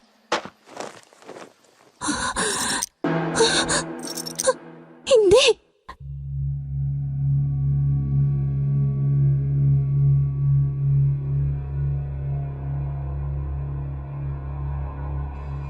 Kinilabutan ako, Sir Jupiter.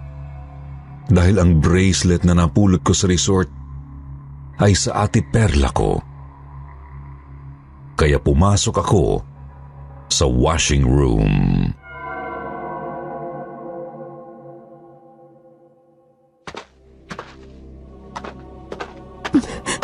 Baka may makita pa ako ritong gamit ng ate ko.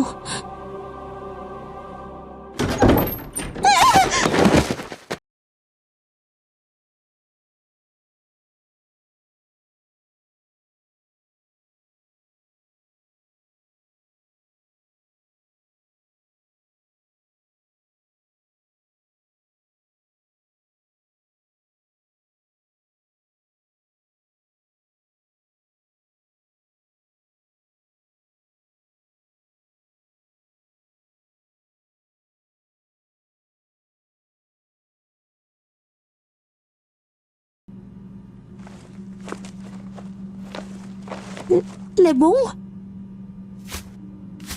Huwag ka matakot, Cynthia. Kutso ng binagsakan mo. Halika. Bitiwan ng braso ko! Huwag kang magpiglas at baka masaktan kita. Saan mo ako dadalhin?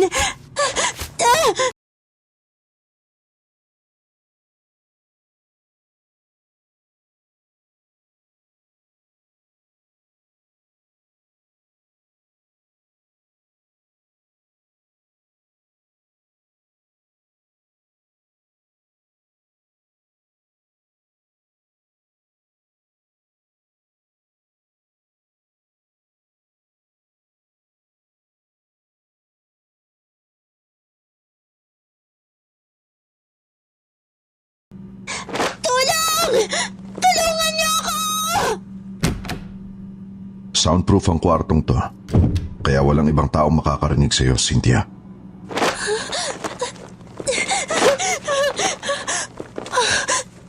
Sir Jose! Sir Jose, tulungan niyo ako! Sorry, Cynthia. Pero lahat ng babaeng naging bihag ng kwartong to ay hindi na nakakalabas ng buhay.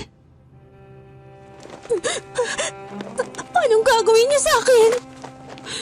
Matutulad ka sa mga babaeng naging biktima ko. Pahihirapan kita, pagsasamantalahan, at ililibing kita sa kumukulong libingan.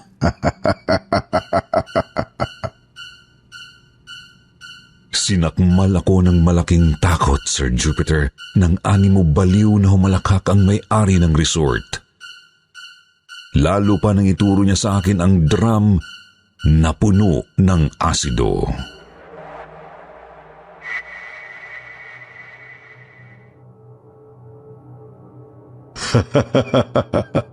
Dito, Cynthia. Dito sa drum ng asido. Dito nalilibing ang lahat ng biktima ko. Gaya ng nangyari sa ate Perla mo. Nang nilubog ko siya rito, kumulo ang asido hanggang sa matunaw ang kanyang bangkay. Baliw kayo, Sir Jose! Hindi ako baliw. Bakit kayo nabibiktima ng mga babae? Pinapahirapan niyo! Pinagsasamantalahan at pinapatay! Gumaganti lamang ako. Dahil nung maliit pa lang ako, nang maulila ako sa mga magulang ko, pinahirapan ako. Inapi at pinagmalupitan ng tiyahin kong umampun sa akin. Kaya nagkaroon ako ng galit sa mga babae. Matinding galit na hindi ko nailabas sa tiyahin ko dahil sa pagkamatay niya. Kaya ibinuntun ko sa mga kabaro niya ang ngit-ngit ko. At para wala akong panagutan sa batas, lahat ng naging biktima ko, inilulubog ko sa drum ng asido. Kaya mamamatay ka rin, Cynthia. Matutunaw rin ang katawan mo sa kumukulong libingan.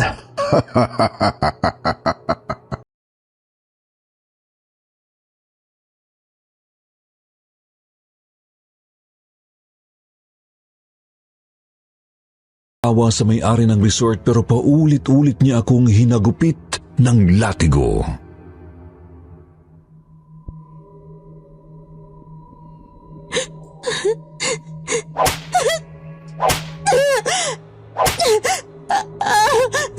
Tama na, Sir Jose! Tama na! Ganyan nga, Cynthia, lumaing ka. Mamilipid ka sa sobrang kirot. Dahil habang nakikita ko nasasaktan ka, lalo ako nasisiyahan.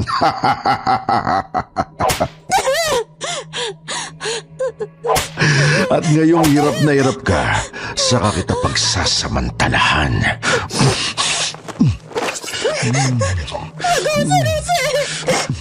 Maawa kayo sa akin! Maawa kayo!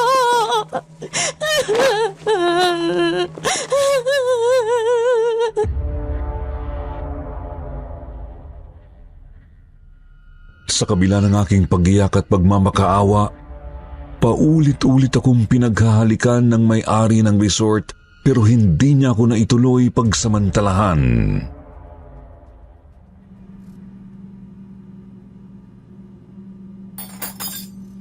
Kumain ka, Cynthia.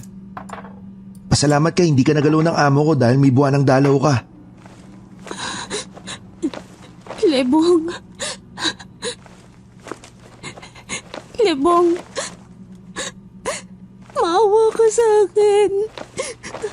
Tulungan mo akong makatakas. Sige na. Naaawa ako sa'yo, Cynthia. At nangihinayang ako sa'yo. Dahil maganda ka. Sa lahat ng mga babaeng nabiyag rito, ikaw ang pinakamaganda. Pero kapag pinatakas kita, papatayin ako ng amo ko. At ayoko pang mamatay. Ayokong gaya ng iba, malibing rin ako dun sa drum ng asido.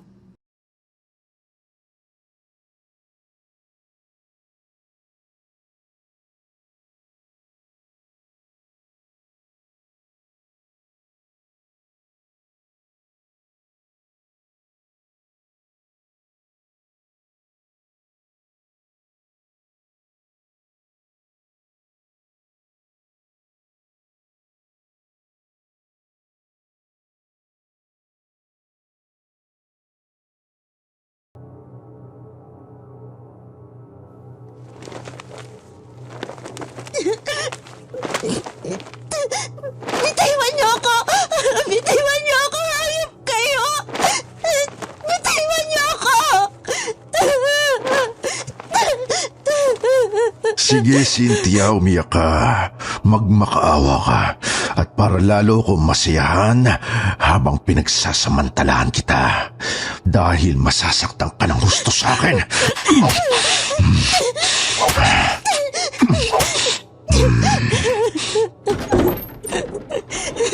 Boss Jose, tama na. Maawa na kayo kay Cynthia. Huwag niyo na po siya saktan. Hangal ka, Lebong. Bakit ka pumasok rito nang hindi kita tinatawag? Boss, pakiusap. Huwag mo nang biktimahin si Cynthia. Huwag mo kong pakialaman. Lumabas ka rito. Lalabas ka o pasasabugin ko ang bungo mo.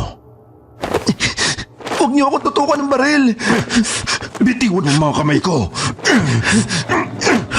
Hindi ako papayag na patayin niyo si Cynthia. Hindi mo maaagaw ang baril ko, Lebong. Papatayin kita!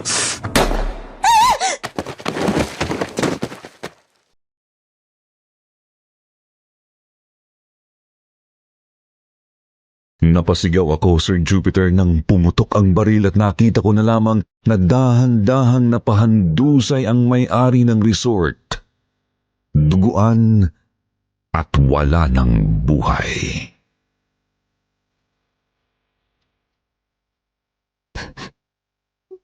Patay na si Sir Jose. Kasalanan niya, Cynthia. Hindi ko gusto maging kriminal.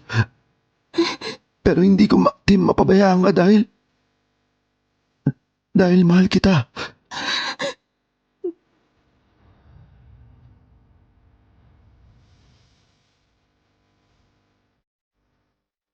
Sir Jupiter, binakawalan ako ni Libong at sumuko siya sa mga otoridad.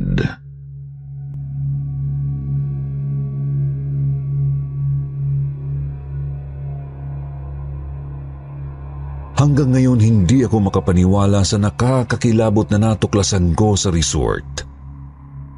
Pero sa pagkamatay ni Sir Jose, hindi na nagpakita pa sa akin ang multo ng aking kapatid.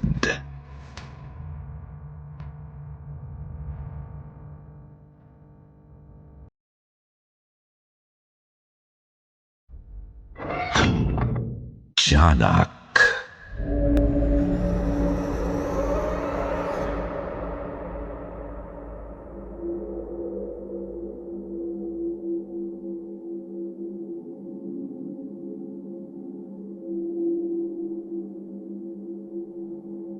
May ibang tao ang dahil sa matinding kabiguan at sama ng loob na natikman ay pinanlalabuan ng isipan. Pinanghihinaan ng kalooban, nawawalan ng habag maging sa sariling dugo at laman. Nakakagawa ng malaking kamalian at makilala man ang pagkakamali ay huli na bago pagsisihan. Ito ang buod ng kwentong padala ng isang nagpapatago na lamang sa pangalang Divina. Ayon sa kanyang sulat,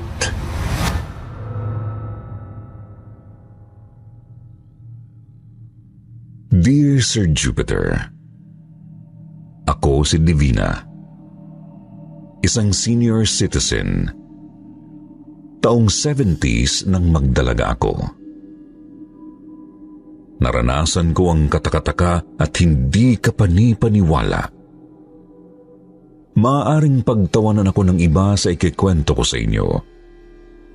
Pero alam ko ang totoong nangyari sa akin sa aming bayan sa labas ng Maynila kasama ang boyfriend kong si Jerry.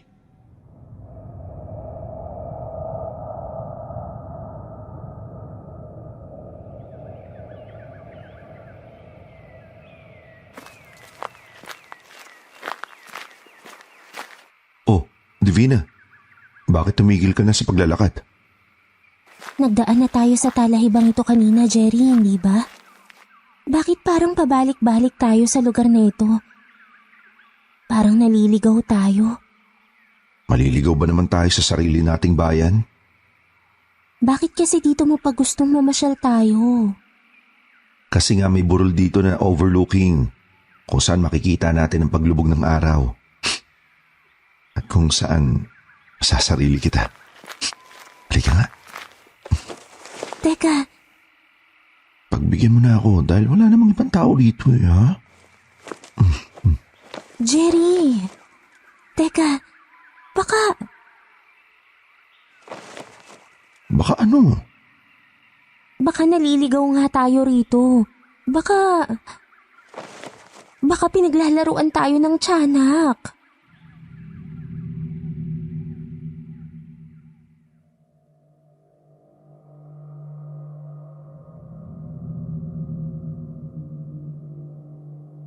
Bata pa ako, Sir Jupiter, may naririnig na akong mga sabi-sabi na may mga tiyanak sa bundok ng aming bayan. Hindi ako naniniwala roon, pero nararamdaman kong parang totoo nga na may mga maligno.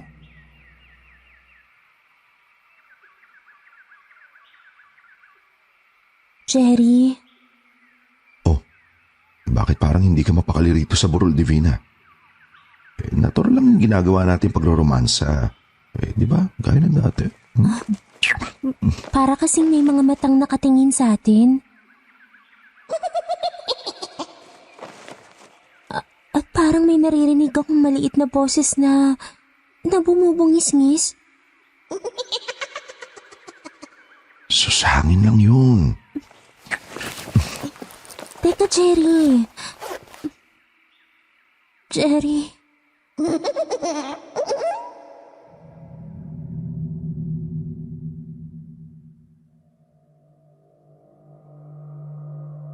Habang natatangay ako sa kapusukan ni Jerry, patuloy akong nakakarinig ng pagngisi ng maliit na boses sa burol, Sir Jupiter.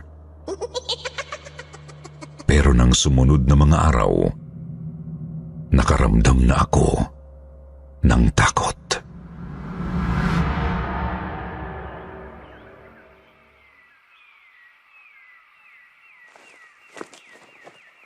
Wala kang dapat ikatakot basta kasama mo ako, Divina. Jerry, nakipagkita uli ako sa'yo sa burol na to dahil may problema tayo. Buntis ako. Ha?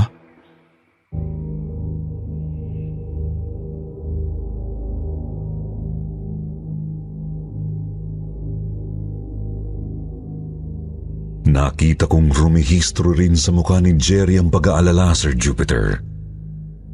Pareho naming hindi inakalang magmimintis ang paggamit ko ng pills tuwing magde-date kami.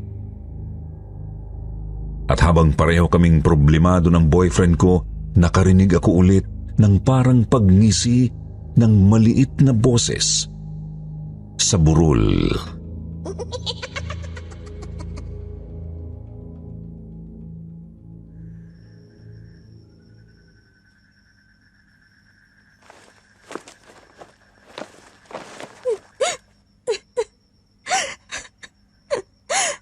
Kasalanan mo yan, Divina. Masyado kang naging sunod-sunuran at nagpaubaya sa boyfriend mo. Hindi ko naman ho akalain, inay. Na matapos akong magbuntis, pababayaan ako ni Jerry. Na maglalaho na lang siya dito sa ating bayan. At hindi ko na malaman kung saan ko siya hahanapin. Kung buhay lang ang ama mo, baka mapatay ka niya. Dahil sa kagagahan mo, naging disgrasyada ka. Divina? Bakit po nalaki ang mga mata niyo, inay? Parang may nakita akong nakahubad. Maitim at maliit na batang nakasilip sa labas ng bintana. Malalaki at nakausli ang mga mata. At nakangisi. Nakakakilabot. Tiyanak! Tiyanak!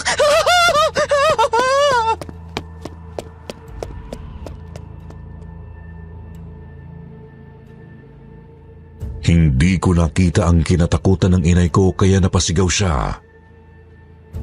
Ang mas kinatakutan ko'y ang magiging kinabukasan ko bilang isang dalagang ina.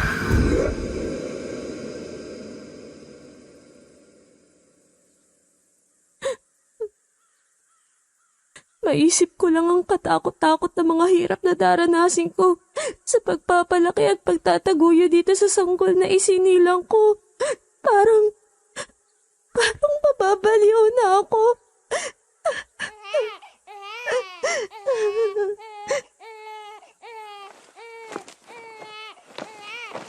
Kasalanan ng Jerry na yun kaya ako naging dalagang ina. Habang buhay ko siyang hindi mapapatawad. At ang batang ito na isinilang ko, siya ang magiging tagapagpaalala sa akin ng walang hiya niyang ama. Kaya dinala ko siya rito sa burol. At kaya iiwan ko siya rito. Dahil sa malaking kasalanan sa akin ng kanyang ama. Bahala na siya sa buhay niya. Divina! Ha? Parang may tumatawag sa akin. Divina!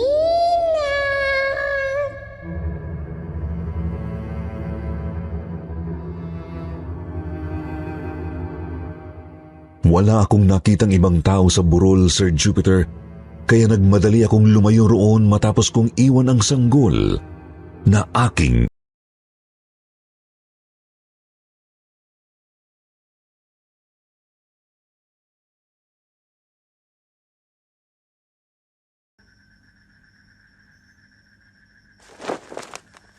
Ang mahalaga ho, mawala sa buhay kong tagapagpaalala sa akin ng kanyang ama.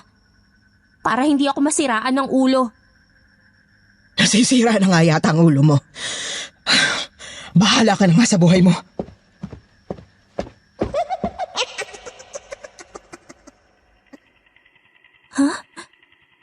May nakasilip sa labas ng bintana. Nakahubad, maitim, at maliit na batang nakausli ang malalaking mga mata. At nakangisi. Tiyanak!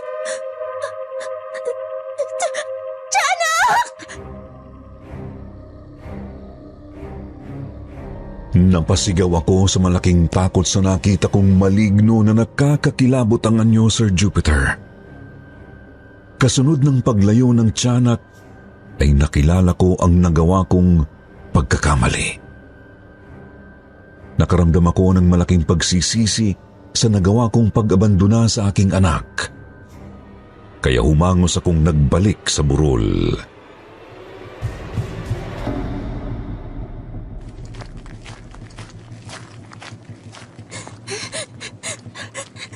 Hindi ko dapat inabandona ang anak ko. Wala siyang kasalanan sa kapariwaraang nangyari sa akin. Hindi ko siya dapat idinamay sa malaking galit ko sa kanyang ama. Kaya babalikan ko siya. At kahit mahirap, kahit ako nag-iisa, itataguyod ko ang anak ko. Nasaan ang anak ko? Nasaan ang anak ko? Bakit wala siya rito sa burol na pinag-iwanan ko sa kanya? Ano ang nasa damuhan?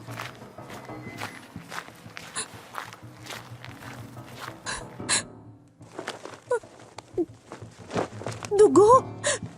May bahid ng dugo dito sa pinag-iwanan ko sa anak ko.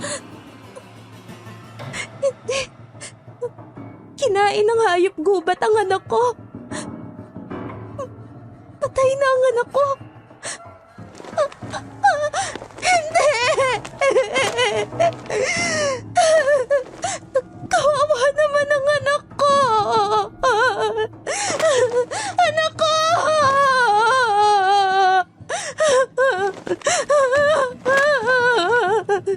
Divina!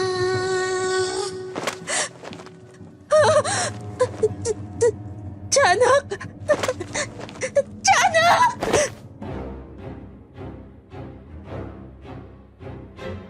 Sir Jupiter, dito na ako hindi makapaniwala.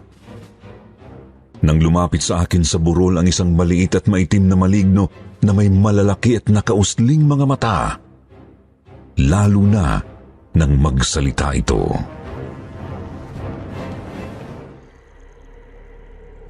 Buhay pa ang anak mo, Divina. Dugo ng hayop gubat ang nasa damuhan. Nasaan ang anak ko? Hindi mo na kailangang malaman. Iniwan mo na siya.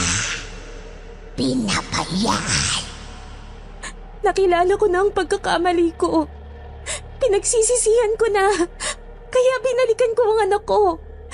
Kaya ibalik mo na siya sa akin. Hindi ko na ipabalik sa'yo ang anak mo. Hindi mo na makikita uli ang anak mo. Hindi na kailanman.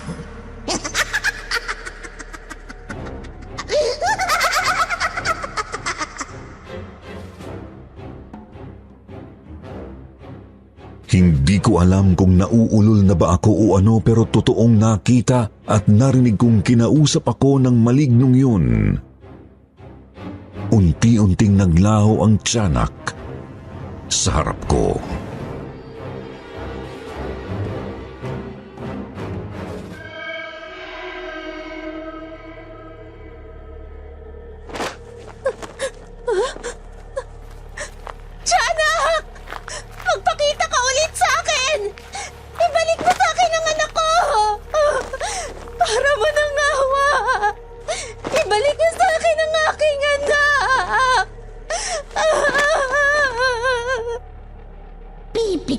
kita ng isang pagkakataon, Divina.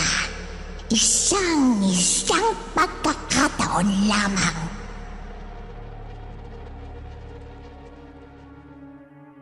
Hindi na nagpakita sa akin ang tiyanak, Sir Jupiter, pero may lumitaw sa burol na 2 sanggol.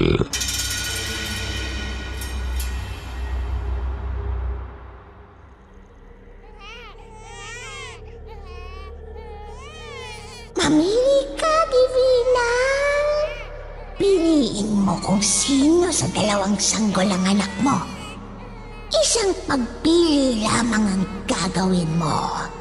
Kapag nagkamali ka, habang buhay mo nang hindi makikita ang iyong anak.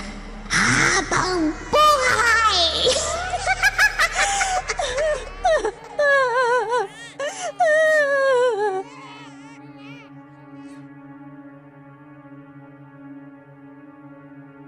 Dahan-dahan, Sir Jupiter, lumapit ako sa 2 sanggol.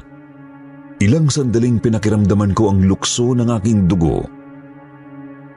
Tinimbang kong mabuti kung alin sa 2 sanggol ang anak ko. At matapos akong magdasal, kinarga ko ang isa sa mga sanggol.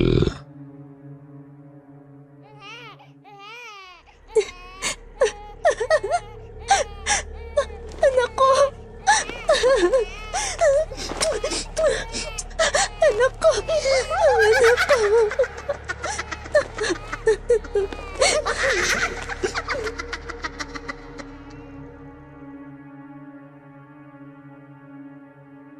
Habang humahalakhak ang hindi ko nakikitang tiyanak, Sir Jupiter, naglaho ang sanggol na hindi ko napili. Nakahinga ako ng maluwag. Tuwang-tuwa ako dahil hindi ako nagkamali. Anak ko ang kinarga ko. Pinagyayakap at pinaghahalikan, kaya nagmadali akong umalis sa burol, karga ang sanggol. Pero habang nasa daan,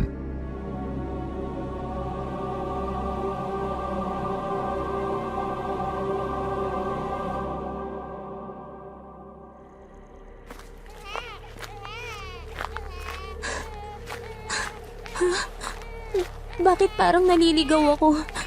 Kanina pa ako naglalakad pero pabalik-balik ako rito sa talahiban. Naliligaw ba ako? O inililigaw ako ng tiyanak habang karga ko ang aking anak? Ang anak ko! Nagbabago ang anyo!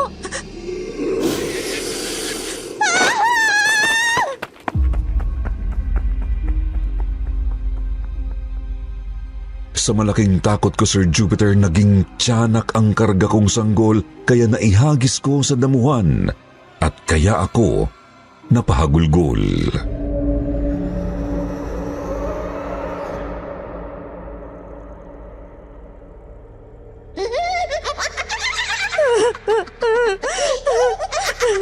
Niloko mo ko, tiyanak! Nilinlang mo ako!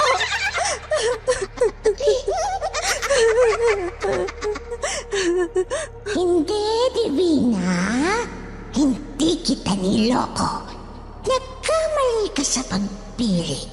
Ang sanggol na kinarga mo, hindi mo anak. Ako ang napili mo. Kaya habang buhay mo nang hindi makikita uli ang tunay mong anak. Wag, tiyanak. Maawa ka sa akin. Ikamamatay ko kapag tuluyang nawala sa akin ang anak ko. Ibalik mo siya sa akin. Para mo ng awa.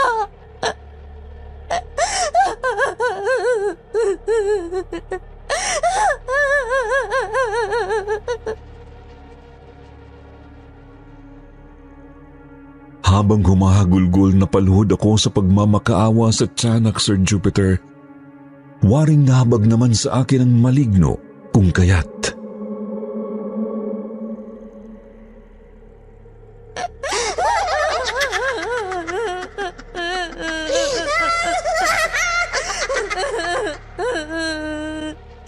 Tumahan ka na, Divina. Dahil sa pinakita mong labis na pagsisisi sa ginawa mong pag-abandona sa anak mo, ibabalik ko na siya sa'yo.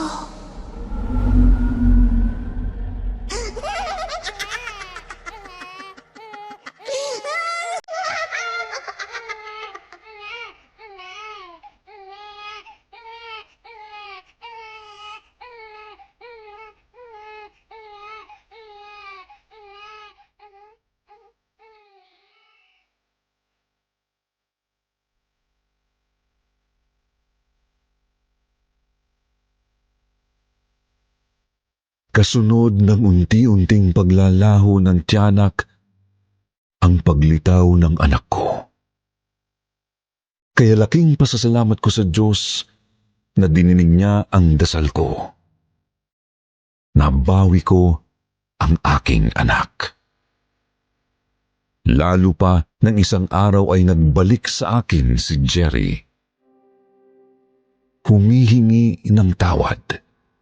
Nagsisisi dahil nakilala niya ang kanyang pagkakamali sa ginawa niyang pag-iwan at paglayo sa akin.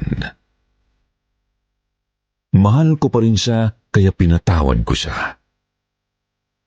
Kinasal kami ni Jerry at nagkaroon ng 3 anak na may kanya-kanya ng pamilya sa ngayon. Ang panganay ay nasa abroad. At kami ni Jerry ang nagbabantay sa dalaga niya na apo namin. Hanggang dito na lamang, naway kinapulutan ng aral ng iba ang aking nakakatakot na karanasan sa isang nakakakilabot na tiyanak.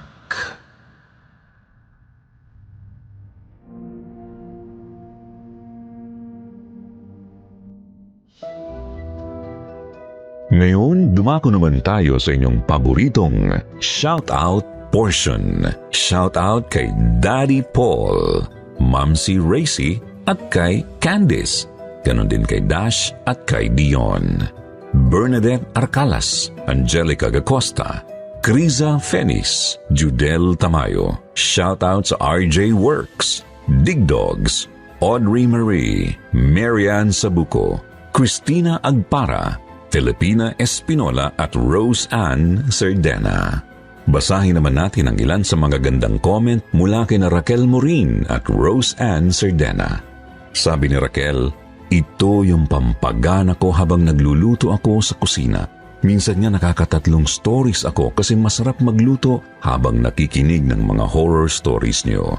Salamat sa lahat ng staff ng KT. Ang gaganda ng mga kwento niyo.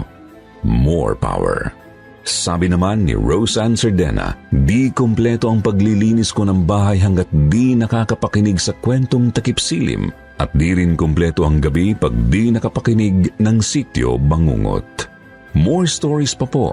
Thank you from Mandawi City, Cebu. Sa mga hindi po nabanggit, sa susunod na lang po. Huwag niyo pong kalimutan na mag-reply sa ating shoutout box na nasa comment section para ma-shoutout ang pangalan nyo. Muli po mula sa bumubuo ng kwentong takip silim. Ito po ang inyong lingkod, Jupiter Torres. Nagpapasalamat.